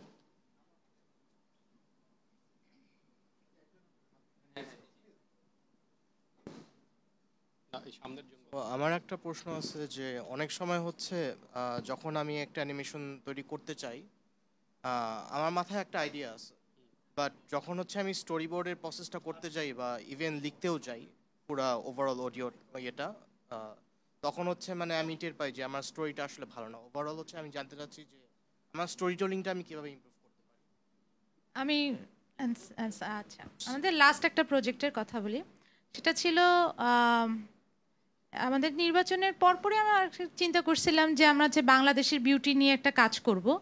তো সেখানে আমার হচ্ছে সিনেমার ইয়াগুলা ছিল হচ্ছে যে শর্টগুলো হচ্ছে ক্লোজ, যে একটার পর একটা সিন হচ্ছে কৃষকের সিন, তারপর আমরা কৃষক মানে রুরাল বাংলা থেকে আস্তে আস্তে আধুনিক হয়ে যাচ্ছি। তো সামহাও ওই জিনিসটা মানে ড্রয়িং করার আগে হঠাৎ করে আমাদের যেটা হলো যে গল্পটা একটু চেঞ্জ হয়ে গেল। গল্পটা যেটা হচ্ছে যে দূরের এক মেলা দেখা যাবে, প্রথমে আকাশ থেকে সিন নামবে, তারপরে আকাশ থেকে সেটা দূরের এক মেলা দেখা যাবে, তারপরে সেখানে হয়ে যাবে একটা নদী, সেই নদীতে দেখা যাবে যে হাঁস যাচ্ছে, কেউ একটা লাফ দিয়ে পড়লো, শুনতে ভালো লাগতেছে, ঠিক আছে, একটা নৌকা আসবে, বিয়ের বাড়ির একটা নৌকা আসবে, হ্যাভি হই হুল্লো। তো আমাদের যে ভুলটা হয়েছে, আমার যে ভুলটা হয়েছে যে আমি ফার্স্ট স্টোরি বোর্ডিংটা করি নাই, রাফ ড্রয়িং করি নাই, গল্পটা খুবই ভালো লাগছে এবং আমি একটা এত বড় বিজি করছি। পুরা কাজ ডিটেল করার পর আমি দেখি যে আকাশ আর পানি ছাড়া কিচ্ছু দেখা যায় না, আমার মেলা দেখা যায় না, এবং আমি সেখানে মেলাটা যে যে নাগরদোলা আমি সেটা শিখছি, যে নাগরদোলায় কিভাবে যে ফ্যারিস হুইল যেটা বলে করছি, কিন্তু সেটা হয়ে গেছে একটা ডটের মতো যেহেতু দূরে। তারপরে হচ্ছে যে চরকা যে ঘুরে 3Dতে মডেলিং করছি, বাঘ ভাল্লুক সব আঁকছি 3Dতে, সেটা দেখা যাচ্ছে না ঘরবাড়ির জ্বালায়, এত দূরে চলে গেছে। পরে যেয়ে দেখি যে জিনিসটা এত কিছুই দেখা যাচ্ছে না, জাস্ট হচ্ছে যে আমি মানে প্রথমে আমার ইয়ে হয়েছে যে আমি কখন এটা শেষ করব এবং দারুণ একটা জিনিস হবে, কিন্তু আমি যখন ফাইনাল কাজটা করে দেখি আসলে আমার ওটা কিছুই দেখা যাচ্ছে না এবং ক্যামেরা শুধু কাছে নেওয়া লাগতেছে, দূরে নেওয়া লাগতেছে বোঝানোর জন্য। তো এটা হচ্ছে কি যে আপনি যে জিনিসটা বললেন যে স্টোরিটা থিঙ্ক করলেন বা আঁকতে গেলেন ভালো লাগলো না, এটা হচ্ছে কি আপনাকে বারবার করতে হবে। আমার কাছে মনে হয় এখানে আরেকটা জিনিস আপু এর মানে প্রি প্রোডাকশনে করা উচিত, আমার মনে হয় রানা ভাই ভালোভাবে বলতে পারবে, যে গল্পটা আপনার কাছে ভালো লাগতেছে, আপনারা 10 জনকে শুনান, মানে স্টোরি বোর্ড তো সেকেন্ড স্টেপ, আগে হচ্ছে গল্পটা কি আরো 10 জনের ভালো লাগতেছে কিনা। আর আমাদের মাঝখানে না এটা মনে হয় যে আহা আমি যদি কনসেপ্টটা শেয়ার করে দিই চুরি হয়ে যাবে, এটা যদি আবার কেউ নিয়ে করে ফেলে। গল্পটা কিন্তু ভাই শোনানো হয়েছে, গল্পটা সবাই খুব আর একটা দূরে আপু আপনারটা বলতেছি, কিন্তু ওনার যে না মানে অনেক সময় গল্পটা বোঝাও যায় না, কিন্তু ব্যাপারটা হচ্ছে গল্পটা যত মজার ভিজুয়ালি কিন্তু দেখতে ওটা আসলে ভালো লাগতেছে না। কারণ আমি আমার নদীকে দেখাইতে যে আমি দেখাচ্ছি নদী আকাশী, কারণ আমি ক্যামেরা থিঙ্ক করি নাই। তো আমি যদি আগে দেখতে শিখি, হ্যাঁ যেমন আমরা অনেক সময় যে গল্প দেখি যে ধরেন আপনি ক্যামেরাটা নিচ্ছে সব কিছু নেওয়া হয়েছে কিন্তু ক্যামেরাটা মনে হচ্ছে কি আমি সিসিটিভি থেকে দেখতেছি, সো এটা কিন্তু ভালো স্টোরি না। কারণ বা ধরেন আপনি এমন একটা জায়গা থেকে ক্যামেরাটা না হলো তাহলে মনে হবে যে লোকটা তাল গাছের উপর, হ্যাঁ তার মানে সে কে, কেন সে ওখানে। সো ক্যামেরা ম্যাটার্স, হ্যাঁ যে আমি কিভাবে দেখতেছি, কোন লাইন থেকে দেখতেছি, আগে দেখতে হলে তারপরে আপনি দেখবেন যে স্টোরিটা আসলে ভালো লাগতেছে কিনা। আরেকটা বিষয় এখানে আমার বলার আছে, যেমন আমরা যখন কাজ করি অনেক সময় আমরা দেখা যায় যে হয়তো কোনো একটা অডিও স্টোরি ছেড়ে দিই, হ্যাঁ ওটা চলতে থাকে, আমরা শুনি এবং কাজ করতে থাকি, হ্যাঁ তো কিছু একটা তো আমরা শুনতেছি অলওয়েজ করছি। তো স্টোরি টেলিং যেহেতু আমরা অ্যানিমেশন করি, আমি গেমে কাজ করি, তো স্টোরি টেলিং তো আমি তো স্টোরি টেলার না, তারপরেও আমার মনে হয় যে হ্যাঁ মনের ভিতর থেকে কিছু একটা স্টোরি আসবে, কারণ আমার তো বানাতে হবে, আমি তো সবসময় একজন স্টোরি টেলার খুঁজে পাবো না। তো আমার কাছে এই অডিও শুনতে শুনতে মনে হলো আচ্ছা ঠিক আছে আমি লিখবো না, আমার মাথায় যা আসে আমি রাফ লিখে আমি এটা রেকর্ড করে ফেলবো, যাই হোক নিজের মতো করে একটা অভিনয় করে একটা রেকর্ড করে ফেলবো। হ্যাঁ আজকে মেহেদি ভাইকে আমি একটু শোনাইছিলাম একটা, তো রেকর্ড করে ফেলবো। তো এই প্র্যাকটিসটার পরে আমার মনে হলো কি আমি 2-3টা এরকম স্টোরি পরপর আমি বানাইলাম এবং রেকর্ড করলাম। ইনস্ট্যান্ট রেকর্ড করলে হয় কি, যখন আমি এটা শুনি বা শোনাই কাউকে তখন না অনুভূতি পাওয়া যায়, অনেক সময় লিখে ওই অনুভূতিটা বোঝা যায় না, কিন্তু এখন আমি রেকর্ড করব, একটা অ্যাক্ট করব, হ্যাঁ আমার মতো না যে একটা ওখানে যে যেরকম আছে, হ্যাঁ যদি একটা চাকর থাকে সে আসলে কিভাবে বলবে কথাটা, আমি হয়তো ওভাবেই বলতেছি কথাটা, হ্যাঁ অ্যাক্টিংটা করতেছি। তো তখন হয় কি আমি দেখলাম কি ওটার থেকে না মানে স্টোরি টেলিংটার একটা আমেজ পাওয়া যায় এবং ওটা একটা আমি মনে করি যে আস্তে আস্তে একটু বেটার একটা ভাইব ক্রিয়েট করে যে না আমার এই জায়গাটা চেঞ্জ করা দরকার, আমি আবার একটা রিটেক নিলাম, সমস্যা কি, আমারই তো একটা। এখানে রানা ভাইয়ের একটা স্টোরি শেয়ার করতে চাই এই ভাইয়ের কথার সাথে রেশ লেগে। রানা ভাই আমাদের স্টুডিওতে 2019-এ আসছিলেন, 1-2 দিনের একটা সেশন নিয়েছিলেন। তো ওখানে মজার কাহিনী হচ্ছে কি, ওখানে চিটাগং থেকে রাজশাহী থেকে অনেক জায়গা থেকে শেখার জন্য আসছিল, পার্টিসিপেট করার জন্য, ফ্রি ওয়ার্কশপ ছিল। তো রানা ভাই করছে কি সবার কাছ থেকে গ্রুপ করে দিছে, 4 জন করে গ্রুপ করে দিছে। এবং ইন্টারেস্টিং ফ্যাক্ট হচ্ছে তারা কিন্তু কেউ অ্যানিমেশন আগে পারতো না। তো ভাইয়া ওনাদেরকে স্টপ মোশনের জিনিসটা দেখাই দিল যে এইভাবে ক্যামেরা দিয়ে করবেন, এবং এরপরে 1-2 ঘন্টা না একদিন সময় দিয়েছিল আর কি, যে পরের দিন এটা সাবমিট করতে হবে। এবং বিলিভ করেন যে দারুণ সব কাজ আসছে। তো ব্যাপারটা হচ্ছে কি এখানে কুইকেস্ট টাইমও একটা বিষয়, যে আপনি যে কাজটা করতেছেন আপনি যদি মাসের পর মাস ভেবে তারপর যে বসেন এরপরে মনে হলো যে নাই, তখন হবে কি ইম্প্যাক্টটা পড়বে আপনার সেকেন্ড স্ট্রিটিতে, যে আপনার মনে হবে ধুত আমার দ্বারা তো কিছু সম্ভব হয় না। তো ওই যে থাম্বনেইলিং যে বিষয়টা আছে সেইটাও কিন্তু এখানে ইম্পর্টেন্ট, যে আপনি কত দ্রুত করে দেখতে পারতেছেন আর কি। আমি আচ্ছা আরেকটা জিনিস অ্যাড করতে চাই, যেহেতু আমরা সব কাজ একসাথে করি, মানে একজনই সব কাজ করার চেষ্টা করি বা আমাদের অবস্থাটাই ওরকম, আমরা নিজেরা স্টোরি করি, টেকনিক্যাল কাজটাও করি। তো এখন একটা মজার জিনিস যেটা হচ্ছে ভাই, আমি যেহেতু টেকনিক্যাল কাজটা আমি করি, আমি আসলে স্টোরি এখন করি না, কারণ আমার মধ্যে একটা লিমিটেশন তৈরি হয়ে গেছে। আমাকে যখন ভিজুয়ালাইজ করা তখন আমার চিন্তা হয় এখানে তো বেশি আঁকা লাগবে, এখানে আমার এই কষ্টটা বেশি, এখানে আমি যদি দৌড় যদি থাকে তাহলে আমার তো দৌড়ের অ্যানিমেশন করা লাগবে। এই জিনিসটা যখন করতে চান, যেহেতু আমাদের ক্লায়েন্ট ওয়ার্ক বেশি, তখন হচ্ছে কি আমার কাজটা লিমিট হয়ে যায়, যেটা আমার আসলে প্রথমে আমাদের নিজেদের এই কাজটাই এই ঝামেলাটা হচ্ছিল। যখন আমি নিজে স্টোরি বিল্ড করতে গেছি তখন আমার মধ্যে একটা লিমিটেশন চলে আসছে, যে আমি যদি এখানে স্টোরিতে এই অংশটা দেই যে একটা লোক উঠে দাঁড়ায় একটা ফল তুলতেছে, সেটাতে আমার কত কষ্ট হবে, নাকি আমি শুধু এটা যদি কাট করি যে আমি হাত দিয়ে তুললো, তার মুখটা দেখালাম, অনেকগুলো করলাম বাট কষ্ট কম হবে। তো আমি তখন দেখা যাচ্ছে কি মানে গল্পের ফিলোসফি বা গল্পের মজা বাদ দিয়ে টেকনিক্যালি চিন্তা করতেছি, কারণ আমার সময় সময় মাথা ওইভাবে তৈরি হয়ে গেছে, যেহেতু আমার ক্লায়েন্ট ওয়ার্ক বেশি থাকে। তো এই জন্য বেটার হচ্ছে যে প্রচুর গল্প আছে, ভালো লাগলে সেটা থেকে শুরু করেন, ফ্রেন্ডের কাছ থেকে করেন বা অন্য কারো বা যেটাই হোক, মানে সব কিছুতে শুরুতে ওভারওয়েল না হয়ে যাওয়া ভালো। যে কোনো অনেক গল্প আছে, যদি আপনি মানে চিন্তা করেন যে আমি অ্যানিমেশন করব, তাহলে আগে ওইটার দিকে করেন, সব কিছু একসাথে না করাটাই বেটার। এটাই। খুবই সুন্দর, আমি অনেক ভালো ভালো জিনিস শুনলাম। একটা রানা ভাই কিছু বলতে যাচ্ছে। হ্যাঁ, একটু বলি, যেহেতু আমার কথার প্রসঙ্গটা আসলো, আমি এই ওয়ার্কশপটা করি অনেক জায়গাতেই করি। আমি একটু আগে শেয়ার করেছিলাম যে গত বছর বগুড়াতে করেছি। আসলে ব্যাপারটা খুবই থিওরিটিক্যাল, ঠিক আছে? প্রথমত আমি যদি একটা গল্প পড়ি, আমি একটা অ্যানিমেশন দেখলাম, আমি অ্যানিমেশনটা দেখলে কিন্তু মানে ব্যাপারটা খারাপভাবে নিয়েন না, আমি চাইলে ভুল ধরতে পারবো না যে মোশনটা ঠিক হয়নি, এটা এরকম হয়েছে, এখানে এই প্রিন্সিপালটা অ্যাপ্লাই হয়নি, রঙের সমস্যা হয়েছে, ভ্যালুজের সমস্যা হয়েছে, টাইমিং ঠিক হয়নি, অনেক রকম এসপেক্ট থেকে ভুল ধরতে পারবো। আমরা কেন ভুল ধরতে পারছি? অ্যানিমেশন ম্যাথোডোলজি আমি জানি। Do we know story methodology? Elements of story, story structure, স্টোরির গ্রামার আছে, ঠিক আছে? তো আমি যদি সেটা না জেনে সারফেস লেভেলে স্টোরিকে বিচার করতে যাই, ব্যাপারটা এরকমই হবে। হ্যাঁ, এটা হবে যে আমি একটা জিনিস জানি না কিন্তু এটা আমি ওপিনিয়ন দিয়ে যাচ্ছি বা এটা করে যাচ্ছি বা আমি লিখে ফেলতেছি। তো স্টোরি কি করে লিখতে হয়, স্টোরির কী কী এলিমেন্টস আছে, সেই এলিমেন্টসগুলোকে কীভাবে টিউনিং করতে হয়, সেখানে ভুলও হয়। আমি বলে দিতে পারবো যে এটা কাজ করবে না। হ্যাঁ, তো আমি একটু আগে যখন বলছিলাম যে কেন অ্যানিমেশন এডুকেশন দরকার, অ্যানিমেশন এডুকেশনে হাউ টু রাইট স্টোরি এটা শেখানো হয়, হ্যাঁ, সিস্টেমেটিক ওয়েতে। তারপরের কথাটা হচ্ছে ভিজুয়াল স্টোরি টেলিং, একটা লিখিত স্টোরিকে কিভাবে ভিজুয়ালি কমিউনিকেট করতে হয়। আমি জাস্ট ছবিটা লেখা আছে, একজন লোক হেঁটে যাচ্ছে যে মাঠের মধ্যে দিয়ে, হ্যাঁ, আকাশে পাখি উড়ে যাচ্ছে, আমি এটা এঁকে দিলাম, একজন লোক হেঁটে যাচ্ছে, আকাশে পাখি উড়ে যাচ্ছে। এখন এই লোকটা যে কি করবে, কোথায় যাবে, কেন যাবে, লোকটাকে বাড়ি থেকে পালায় যাচ্ছে, নাকি ও শ্বশুর বাড়ি যাচ্ছে, নাকি গার্লফ্রেন্ডের সাথে দেখা করতে যাচ্ছে, তার উপর আমার কম্পোজিশন ডিপেন্ড করে।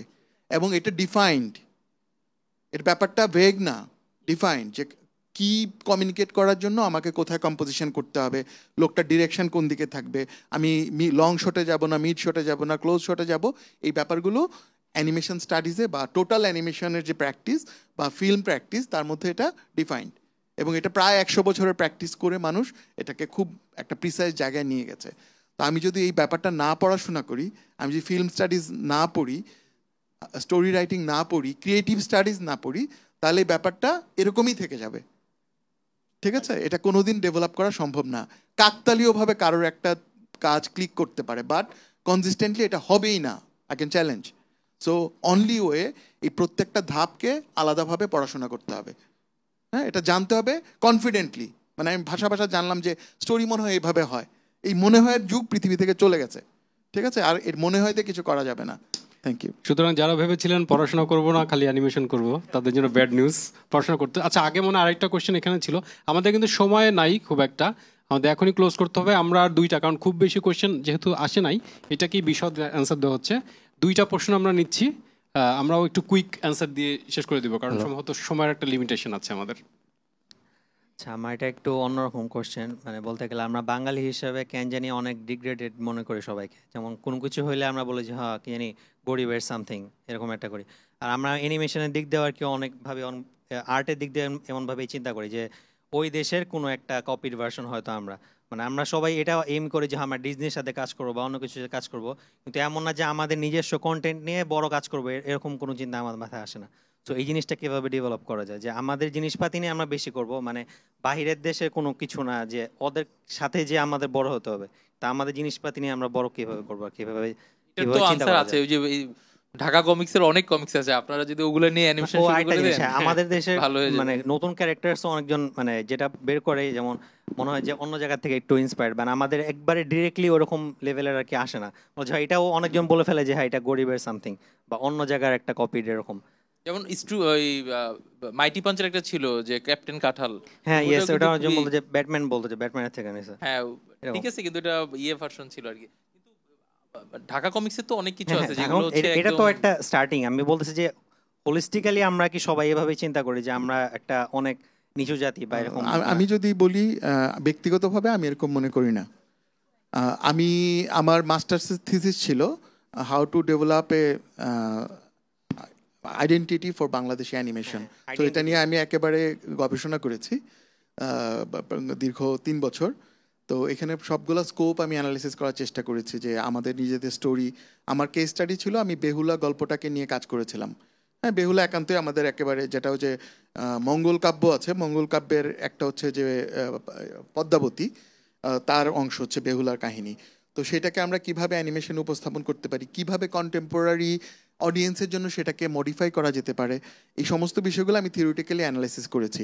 তো আসলে এই অল্প সময় ব্যাপারটা বলা যাবে না, বাট এটার কোনো কারণেই নেই। আমাদের যথেষ্ট মানে কি বলে বিশ্বাস নিয়ে আমরা বলতে পারি যে আমরা আমাদের স্টাইল, কারণ ভারতবর্ষে ভিজুয়াল স্টোরি টেলিং শুরু হয়েছে 4000 বছর আগে, পৃথিবীর যে কোনো দেশের আগে। শ্যাডো প্লে বলে একটা জিনিস আছে, শ্যাডো প্লে এই দেশে হতো, এটা মহাভারতে বলা আছে, ঠিক আছে। পটচিত্র আমাদের দেশে পৃথিবীর one of the oldest audio visual presentation, যেটা 2-3 হাজার বছর আগে এই অঞ্চলে ছিল। তো আমাদের তো দীর্ঘ ইতিহাস আছে। আমাদের যে গল্প, আমরা inherited as a story teller nation হিসেবে। হ্যাঁ, আমরা জাতিগতভাবেই গল্প বলা একটা জাতি। আমাদের গল্প না শুনে রাতে ঘুম হয় না। তো সেই জাতি থাকবে না, এটা তো হতে পারে না। আমাদেরকে বিলিভ করতে হবে। এটাই আমাদের বিলিভ হয় না জিনিসটা। তার সাথে শুধু বিলিভ করলে হবে না, থিওরিটিক্যাল স্টাডি লাগবে, প্র্যাকটিস লাগবে। আমাদের এই জায়গাটায় গ্যাপ হয়ে গেছে। হ্যাঁ, আমাদের পূর্বপুরুষরা যে অনেক কিছু নিয়ে, আমাদের পূর্বপুরুষরা ইয়োগা বানিয়েছেন, জেন বানিয়েছেন, সারা পৃথিবী স্টাডি করছে, আমরা ভুলে গেছি। ঠিক আছে, আমাদেরকে একটু ওই ব্যাপারগুলো আমি এখানে একটু যোগ করতে, যেহেতু ঢাকা কমিক্সের নাম কয়েকবার আসলো, আমাদের এই পাবলিকেশনে প্রচুর এরকম মানে মৌলিক ক্যারেক্টার আছে, আমরা করেছি বাংলাদেশে, যারা জানেন না দেখতে পারেন। তো প্রথম কথা হচ্ছে, যদি বাইরের ইন্সপিরেশন থাকে সেটা দোষের কিছু না, কারণ আমরা এটা দেখেই বড় হয়েছি। আমি Spiderman, teenage mutant Ninja turtles, Batman, Spiderman, এটার প্রভাব থাকবে, এটা খুব স্বাভাবিক। কিন্তু সত্যি বলতে এই মুহূর্তে অনেক কাজ কিন্তু হচ্ছে, যেমন মাইটি পন স্টুডিওর টিম ডার্লিং, তারপরে এই যে ভোলার বাহাদুরি, মানে যারা এখানে বসে আছেন তাদের স্টুডিওর কাজগুলি আমরা যদি দেখি, প্রত্যেকটাতেই কিন্তু 2-1টা তো অবশ্যই কিছু মানে ইন্সপিরেশন থাকবেই, কিন্তু অনেক কাজ কিন্তু এখন শুরু হয়েছে। যেমন যে ওগোপোগো রিসেন্টলি দেখলাম যে চাঁদের বুড়ির যে এটা করতেছে, বা যে সাইফ ওর একটা স্টুডিও আছে, এটার একটা অ্যানিমেশন দেখলাম। প্রচুর ইন্ডি হচ্ছে, যে তারা ইয়াংরা কিন্তু নিজেদের মতো করে অনেক ভাঙচুর আনছে, এবং সেটা এমন না যে এটা একটা, যেমন আমি বলি শিশির স্যারের কাছে মাঝে মধ্যে যাই, শিশির ভট্টাচার্য, তোমাকে আমি একদিন বললাম এই যে ট্যাপা পুতুল বা ইত্যাদি নিয়ে আমি কাজ করতে যাচ্ছি, তুমি মনে হলো একটু বিরক্ত, বলছে কি পাইছো বলো তো আমি বলছি এটা আমাদের ফোক। বলছে না, এটা তো অনেক আগের। বলছে কেন, এখন যে বাইরের লোকটাই যে জিন্স পরে হেঁটে একটা সিগারেট ধরো, এটা কি তোমার কালচার না? হঠাৎ আমার মাথায় আসলো যে ওয়েল দ্যাটস ট্রু, মানে কালচার মানে আমাকে যে ওল্ড যাইতেই হবে তা না, আমার সময়টাকে আমি ধরবো না। আমার সময়টা তো মিক্সড, পুরো দুনিয়াতে কিন্তু আমরা কি যে এখানে জিন্স পরে আছি, এইটা পরে আছি, হ্যাঁ এটাও তো আমার কালচার পার্ট, এখানে ব্লেন্ডেড হয়ে গেছে। হ্যাঁ, আমরা যখন স্পাইডারম্যানের যে মাল্টিভার্স দেখি, ওইখানে ইন্ডিয়ান ইয়েটা আসছে না, পবিত্র প্রভাকর বা ইয়ে, তো ওইটা কি পুরাপুরি একদম ইন্ডিয়ান একটা লোক তো না, এটা তো অনেক পপ, তাই না? সো এইটা কোনো জায়গায় বেশি মানে পিওরিস্ট হওয়া বোধহয় ঠিক না, এটা আমার মনে হয়। তবে এটা একটা ভেরি গুড যে আমরা এখন ভাবা শুরু করছি যে নিজেদের মতো করে।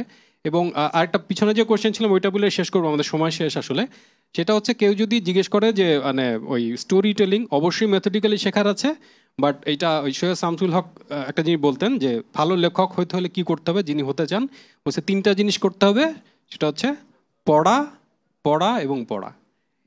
অ্যানিমেশন বা অ্যানিমেটর যে হইতে চান দেখেন, মাঙ্গা বা মানে কমিক্স আর্টিস্ট হতে চাইলে কমিক্স পড়েন, মানে কয়েক হাজার কমিক বুক যখন পড়ে ফেলবেন তখন আপনার না দেখবেন অটোমেটিক আপনার সাবকনশিয়াসে গিজ গিজ করতেছে জিনিসপত্র, তখন আপনি একটু আশেপাশে তাকাবেন। তারপর সুনীল গঙ্গোপাধ্যায়ের একটা ওই যে ইয়ে ছিল যে সে আইওয়াতে গেছে যে রাইটিং এক্সপিরিয়েন্স, ক্রিয়েটিভ রাইটিং ওয়ার্কশপে, তো সে বললো একজন ওইটা খুব বিখ্যাত নভেলিস্ট মাহমুদ হাফিজ, তাকে সুনীল বলতেছে যে উপন্যাস কেমনে লেখে, আমার তো ভয় লাগে, আমি লিখি কবিতা।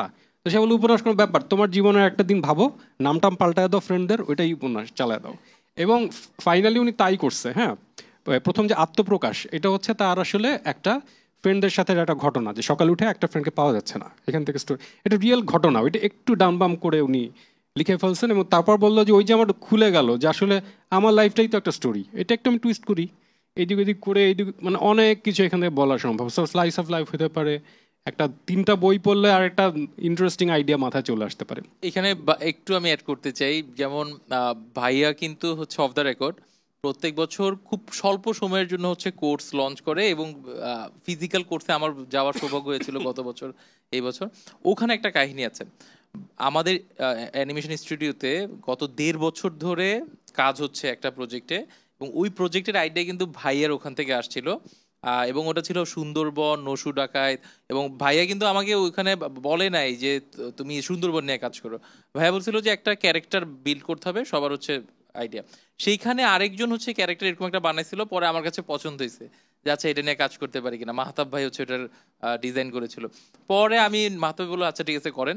এরপরে ওটা কিন্তু আস্তে আস্তে এখন হচ্ছে আমরা চিন্তা করতেছি যে আগামী 3 বছরে ভালো করে কমিক্স এবং সবকিছু সিরিজ ফার্স্ট এপিসোড বের করে এটা আমরা নেটফ্লিক্সে হচ্ছে মানে মাস্ট হচ্ছে ইয়া করবো, যাবে কিনা জানি না, কিন্তু হচ্ছে ফর শিওর। তো কথা হচ্ছে কি আসলে স্টোরি যে আমার মাথায় আসতে হবে তা না, কোন একটা ক্যারেক্টার থেকেও আপনারা দেখবেন যে স্টোরি বিল্ড আপ হয়ে যেতে পারে। এই ধরনের যদি প্রশ্নের একটু একটা উত্তর দিতে চাই, সময় যদিও শেষ। সেটা হচ্ছে আপনি বললেন যে আমাদের ফিল আসে না কেন যে আমাদের কাজ করা। দেখেন আমাদের 200 বছর ব্রিটিশ শাসন গেছে, তারপর পাকিস্তানি আমল গেছে, আমাদের কিন্তু ইতিহাসটা নাই নিজেদের, না আমাদের অনেক কিছু ধ্বংস হয়ে গেছে। ফার্স্টে এটা বিশ্বাস করতে হবে যে আমাদের অনেক কিছু ছিল যেটা আমাদের নাই। তো আপনাকে আগে না এই জিনিসটা বের করতে হবে, এটা আপনি আমি সবার উদ্দেশ্যে বলতেছি। যেমন দেখেন বাংলার সব ভূত গরিব, সব জঙ্গলে থাকে, সব হচ্ছে নদীর ধারে থাকে, বড় লোক কিন্তু ভূত নাই। কিন্তু আপনি যদি সব সুন্দর নাই, কিছু নাই, কিন্তু আপনি ধরেন এই যে ভ্যাম্পায়ার স্যালভিক একটা ক্যারেক্টার, সে হচ্ছে স্লাভিক না, সে হচ্ছে কিন্তু ট্রান্সিলভেনিয়ার একটা গ্রামের ক্যারেক্টার, যাই হোক, কিন্তু ভ্যাম্পায়ারোলজিটাকে কিন্তু ওয়ার্ল্ড ওয়াইড স্ট্যাবলিশ করা হয়েছে। তারপর ওয়ারউলফ যে ক্যারেক্টারটা, এটা কিন্তু একদিনে হয় নাই, এটা একটা কমিউনিটি আস্তে আস্তে করছে। একটা ছোট উদাহরণ দেব, যেমন কিছু বছর আগে আপনার বুলবুল নামে একটা মুভি হয়, সেখানটাতে হচ্ছে শাকচুন্নিকে খুব সুন্দরভাবে দেখানো হয়েছে যে শাকচুন্নি বেসিক্যালি একটা দেবী রূপ। ইয়েস, এটা তার মানে ফিচার। আমি বলতে চাচ্ছি যে আমরা শাকচুন্নিকে চিনি কিভাবে, একটা টিংটিঙা একটা ভূত, ঠিক আছে, গ্রাম্য ফকির মার্কা, মানে বউ ছিল বাট ফকির হয়ে গেছে, সামথিং লাইক দ্যাট, ঠিক আছে। বাট সেটাকে নিচে কিন্তু একটা রাজকুমারী পর্যায়ে, সুন্দর পর্যায়ে মানুষ অ্যাপেল পছন্দ করে।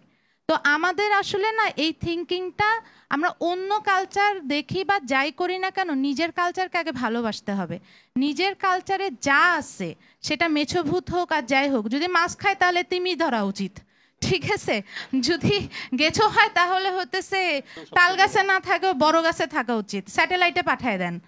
তো থিঙ্কিংটা আমাদেরকে ভাবতে হবে যে আমরা আসলে আসলে বুঝতে হবে যে আমরা আসলে খুব ছোট একটা দেশ, আমরা জাতীয় মানে ছোট দেশ হইলো অনেক লোকজন, বাট আমরা ট্যালেন্টেড এবং আমরা অনেক কিছু হারাইছি। একটা জাস্ট হচ্ছে বলি যে আপনারা একটা জিনিস লক্ষ্য করছেন কিনা, যে মেজর জিনিস কিন্তু সফটওয়্যার টেকনিক এগুলোর চাইতে হচ্ছে স্টোরি টেলিং এ সবাই বলতেছে। তো এইটা কিন্তু মাথায় রাখবেন যে ফর শিওর যে ফান্ডামেন্টাল অনেক ইম্পর্টেন্ট। নিজেদেরকে ভালোবাসতে শিখলে আসলে কিন্তু ভালোবাসা। এবং আমরা হচ্ছে যে অন্যান্য কমিউনিটি আমরা কেন ফলো করব না, অবশ্যই করব, আমাদের কালচারে ইয়া হবে। আমাদের বাংলা ভাষার একটা অনেক বড় জিনিস হচ্ছে আমাদের ভাষাতে পরিভাষা আছে, আমরা খুব সহজে অন্যান্য ভাষা অ্যাডাপ্ট করতে পারি।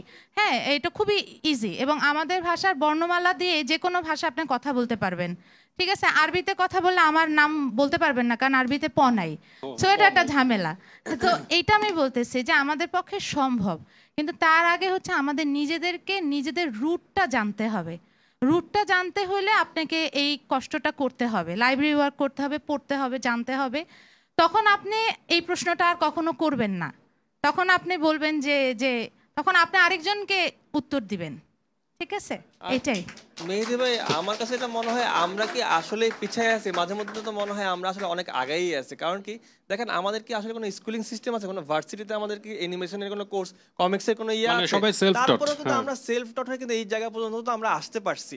আজকে রানা ভাই কিন্তু এই যে শুরু করলো জার্নিটা, আমি দোয়া করি যে ওই জায়গাটা যাতে একদম সময় অনার্স কোর্সটা হয়, মাস্টার্স হয়, তখন কি আসবে না? তখন তো আমরা যখন ড্রয়িং শিখছি, কি হচ্ছে, আমরা প্রথমে স্কেচ শিখছি, লাইন ড্রয়িং শিখছি, আস্তে আস্তে ওয়াটার কালারে গেছি, পেন্টিং এ গেছি। তাহলে আমি আজকে কিভাবে বলতে পারবো যে আমি আসলে একটা ভালো অ্যানিমেশন করবো? আমি তো ওই জায়গাটা পার করেই আসি নাই। নিজে যতটুকু পারছি, তাহলে তো আমি বলবো যে আমরা এত অরাজকতা, এত ঝামেলার মধ্যে থেকেও আমরা তো এতটুকু আসতে পারছি। যদি আমাদের একটা বলে না যে আমাকে একটা এই যে কি জানি মা দাও, একটা ডায়লগ আছে না? হ্যাঁ হ্যাঁ, ভালো একটা ইয়ে, তো এরকম আমাকে ভালো একটা ইনস্টিটিউট দাও, আমি আমাকে ভালো একটা অ্যানিমেশন দিব। তো ওটা তো হচ্ছে, তার নিশ্চয়ই সামনে আরো ভালো সময় আসবে। রানা ভাই শুরু করছে, ইনশাল্লাহ ওখানে সবাই ইয়া হবে, হ্যাঁ ওখানে ভর্তিও হবে। আপনার স্কুলিং কিন্তু অনেকভাবে চলতেছে, তো আশা রাখি আরো ভালো কিছু হবে আর কি। Thank you everyone. আমার মনে হয় খুবই একটা লাইভ একটা সেশন গেল, আমাদের সময় একদমই শেষ, একাধিকবার পিছন থেকে আসলে ইশারা দেওয়া হয়েছে। তো আমার মনে হয় যে আমরা এন্ডিংয়ে যাই, এবং তারপরে যদি কারো কোনো প্রশ্ন থাকে আমাদের এটা 8টা পর্যন্ত কিন্তু চলবে, এবং প্রত্যেকটা স্টুডিও টেবিল আছে, তাদের সাথে গিয়ে বা পার্সোনালি আমরা কথা বলতে পারি, সমস্যা নাই। আমরা এখানে এন্ড করব, বাট তার আগে যারা গেস্ট হিসেবে এতটা সময় দিলেন এত কষ্ট করে, তাদের জন্য আমরা আমাদের ইএমকে এর পক্ষ থেকে, এবং অবশ্যই ঢাকা কমিক্সের সাথে ছিল পুরো ইভেন্টটার, একটা গিফট আছে। গিফটটা আমাদের একজন সহকারী এখান থেকে এগিয়ে দেবেন, এবং এখানে যদি অবশ্যই এবং আশফাক ভাই যদি ইএমকে এর পক্ষ থেকে একটু স্টেজে আসতেন। এবং আমি একটু বলে নেই যে পুরো প্রোগ্রামে যারা খুবই একদম ডেডিকেটলি হেল্প করেছেন তারা দুজন এখানে আছেন, দুইজনই যদি আসেন আমি আরো খুশি হব। একজন হচ্ছেন জাওয়াদ ভাই এবং আশফাক ভাই, এবং তাদের এটা খুব মানে ইচ্ছা ছিল যে অ্যানিমেশন নিয়ে একটা কিছু হোক, তো আমরা তাদের জন্য একটা বড় হাততালি দিই। আমি একটু সবার পক্ষ থেকে, বিশেষ করে এখন আমি সবাইকে ওন করছি আমার অ্যানিমেশন কমিউনিটির পক্ষ থেকে বাংলাদেশের। আমার মনে হয় এখানে আমি সবচেয়ে বুড়া অ্যানিমেটর, শুরু করেছি অনেক আগে, ঠিক আছে? তো সবারকে আমি ওন করি। সবার পক্ষ থেকে ইএমকে সেন্টারকে ধন্যবাদ জানাবো এরকম একটা উদ্যোগ গ্রহণ করার জন্য। এবং আজকের এই অনুষ্ঠানের মাধ্যমে আমি বলবো যে আজকে আসলে যদি আমরা টোটাল সেশনটাকে কনক্লুড করি, একটা বড় ব্যাপার দেখা গেছে যে আমাদের প্রপার এডুকেশন প্রয়োজন। হ্যাঁ, সো আমাদের সব আছে, ট্যালেন্ট আছে, পিপল আছে। এমনকি একসময় বাংলাদেশ দরিদ্র দেশ ছিল, আমাদের অর্থ ছিল না, এখন অর্থও আছে, সরকার টাকা খরচ করতে রাজি আছে। আমি ইএমকে সেন্টারের মাধ্যমে বলতে চাই, আমেরিকা দ্য বার্থ মানে ল্যান্ড অফ অ্যানিমেশন যেখানে ডেভেলপ করেছে, ঠিক আছে? তো তারা যদি সম্ভব হয় আমাদেরকে টেকনিক্যাল সাপোর্ট দেওয়ার জন্য, যখন ওয়ার্কশপ হবে ইত্যাদি হবে, সেখান থেকে পিকজারের মতো বা ড্রিমওয়ার্কসের মতো জায়গা থেকে যদি আমরা ট্রেনারদেরকে আনতে পারি, তাদেরকে আমরা উপযুক্ত সম্মানই দেব, তাদের খরচ বহন করব। বাট তাদেরকে আমি চাই, কারণ কয়েকদিন আগে আমি একটা আমার অভিজ্ঞতার কথা বলি। আমাদের একটা ওয়ার্কশপ হওয়ার কথা ছিল, ট্রেনিং হওয়ার কথা ছিল 3 months লং ইয়েতে, ওই ঢাকা চারুকলার ল্যাবে। আমি অসংখ্য অ্যানিমেটরকে মেল করেছি, রিকোয়েস্ট করেছি, ভাই তোমরা আসো, বাংলাদেশে ট্রেনিং করো, যা খরচাপাতি হয় তোমাদের যা চাও দেওয়া হবে, কারণ এনাফ টাকা ছিল, কাউকে আনা যায়নি। বাট আমি মনে করি যে আমেরিকান এমবেসি বা আমেরিকান সরকার যদি চেষ্টা করে তাদের দেশ থেকে এক্সপার্ট আমাদের এখানে পাঠানোর জন্য, এখান থেকে যা করার আমি দায়িত্ব নিয়ে বলছি আমি করব, ঠিক আছে? আমি সেই সাপোর্টটা চাই, যাতে আমার দেশের ছেলেমেয়েরা প্রপার এডুকেশন পায়, এবং সেটা পেলে আমরা দুই দিক থেকে লাভ, আমার দেশ অ্যানিমেশনে সমৃদ্ধ হয়ে উঠবে, এবং আমরা আমাদের সার্ভিস সেল করতে পারবো সেই সব দেশের কাছে যাদের এটা প্রয়োজন, ঠিক আছে? তো দুই দিক থেকে আমরা ইটস উইন উইন সিচুয়েশন। তো আমি আমার এই তথ্যটা পৌঁছে দিতে চাই, এবং আবারও ধন্যবাদ সবাইকে। থ্যাংক ইউ সবাইকে। তো আমাদের গেস্টদের জন্য এখানে একটা যেটা আমরা করেছি, এটা একটু আমরা একটা এমনিতে দেখাতেও চাই। আমরা যেই মাস্কটটা ছিল ওইটা একটা 3D করেছে, আজকে যারা 3D ক্লাস করেছেন তারা দেখেছেন, ইমরানুল হক ভাই উনি চলে গেছেন একটা জরুরি কাজে, জন ভাই, তারা বিউটিফুল 3D অ্যানিমেটর, বলার অপেক্ষা নাই। ওইটাকে আমরা একটা 3D প্রিন্ট করেছি। এইটা বেসিক্যালি নীল গাই মানে এক্সটিংক্ট টাইপের, এটা ক্যারেক্টার ডিজাইন করেছে হচ্ছে ইসমাম এবং ঐশিক জাওয়াদ, তারা এখানে আছে। তো এটা কি আপনাদের পক্ষ থেকে একজন আসেন, দুইজন? আমার মনে হয় আশোক ভাই আপনি আসতে পারেন। আচ্ছা, আশোক ভাই আসেন। হ্যাঁ, আমরা দুইজন একসাথে। আরেকটা হচ্ছে এখন যেহেতু আমাদের একটা অ্যানিমেশন কন্টেস্টও ছিল যেটা গ্লোবাল ওয়ার্মিং, তো আমরা অনেক ভেবে চিনতে আশোক ভাইয়ের আইডিয়া ছিল যে আমরা গেস্টদের জন্য একটা গাছ, ইনডোর একটা প্লান্ট এবং এই স্ট্যাচু, হ্যাঁ স্ট্যাচুই তো বলে বোধহয়, তো এইটা আমরা দিতে চাই। তো প্রথমে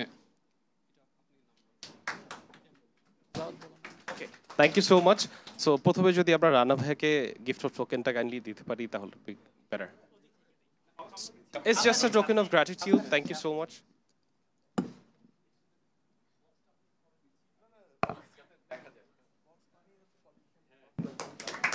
A huge round of applause, please.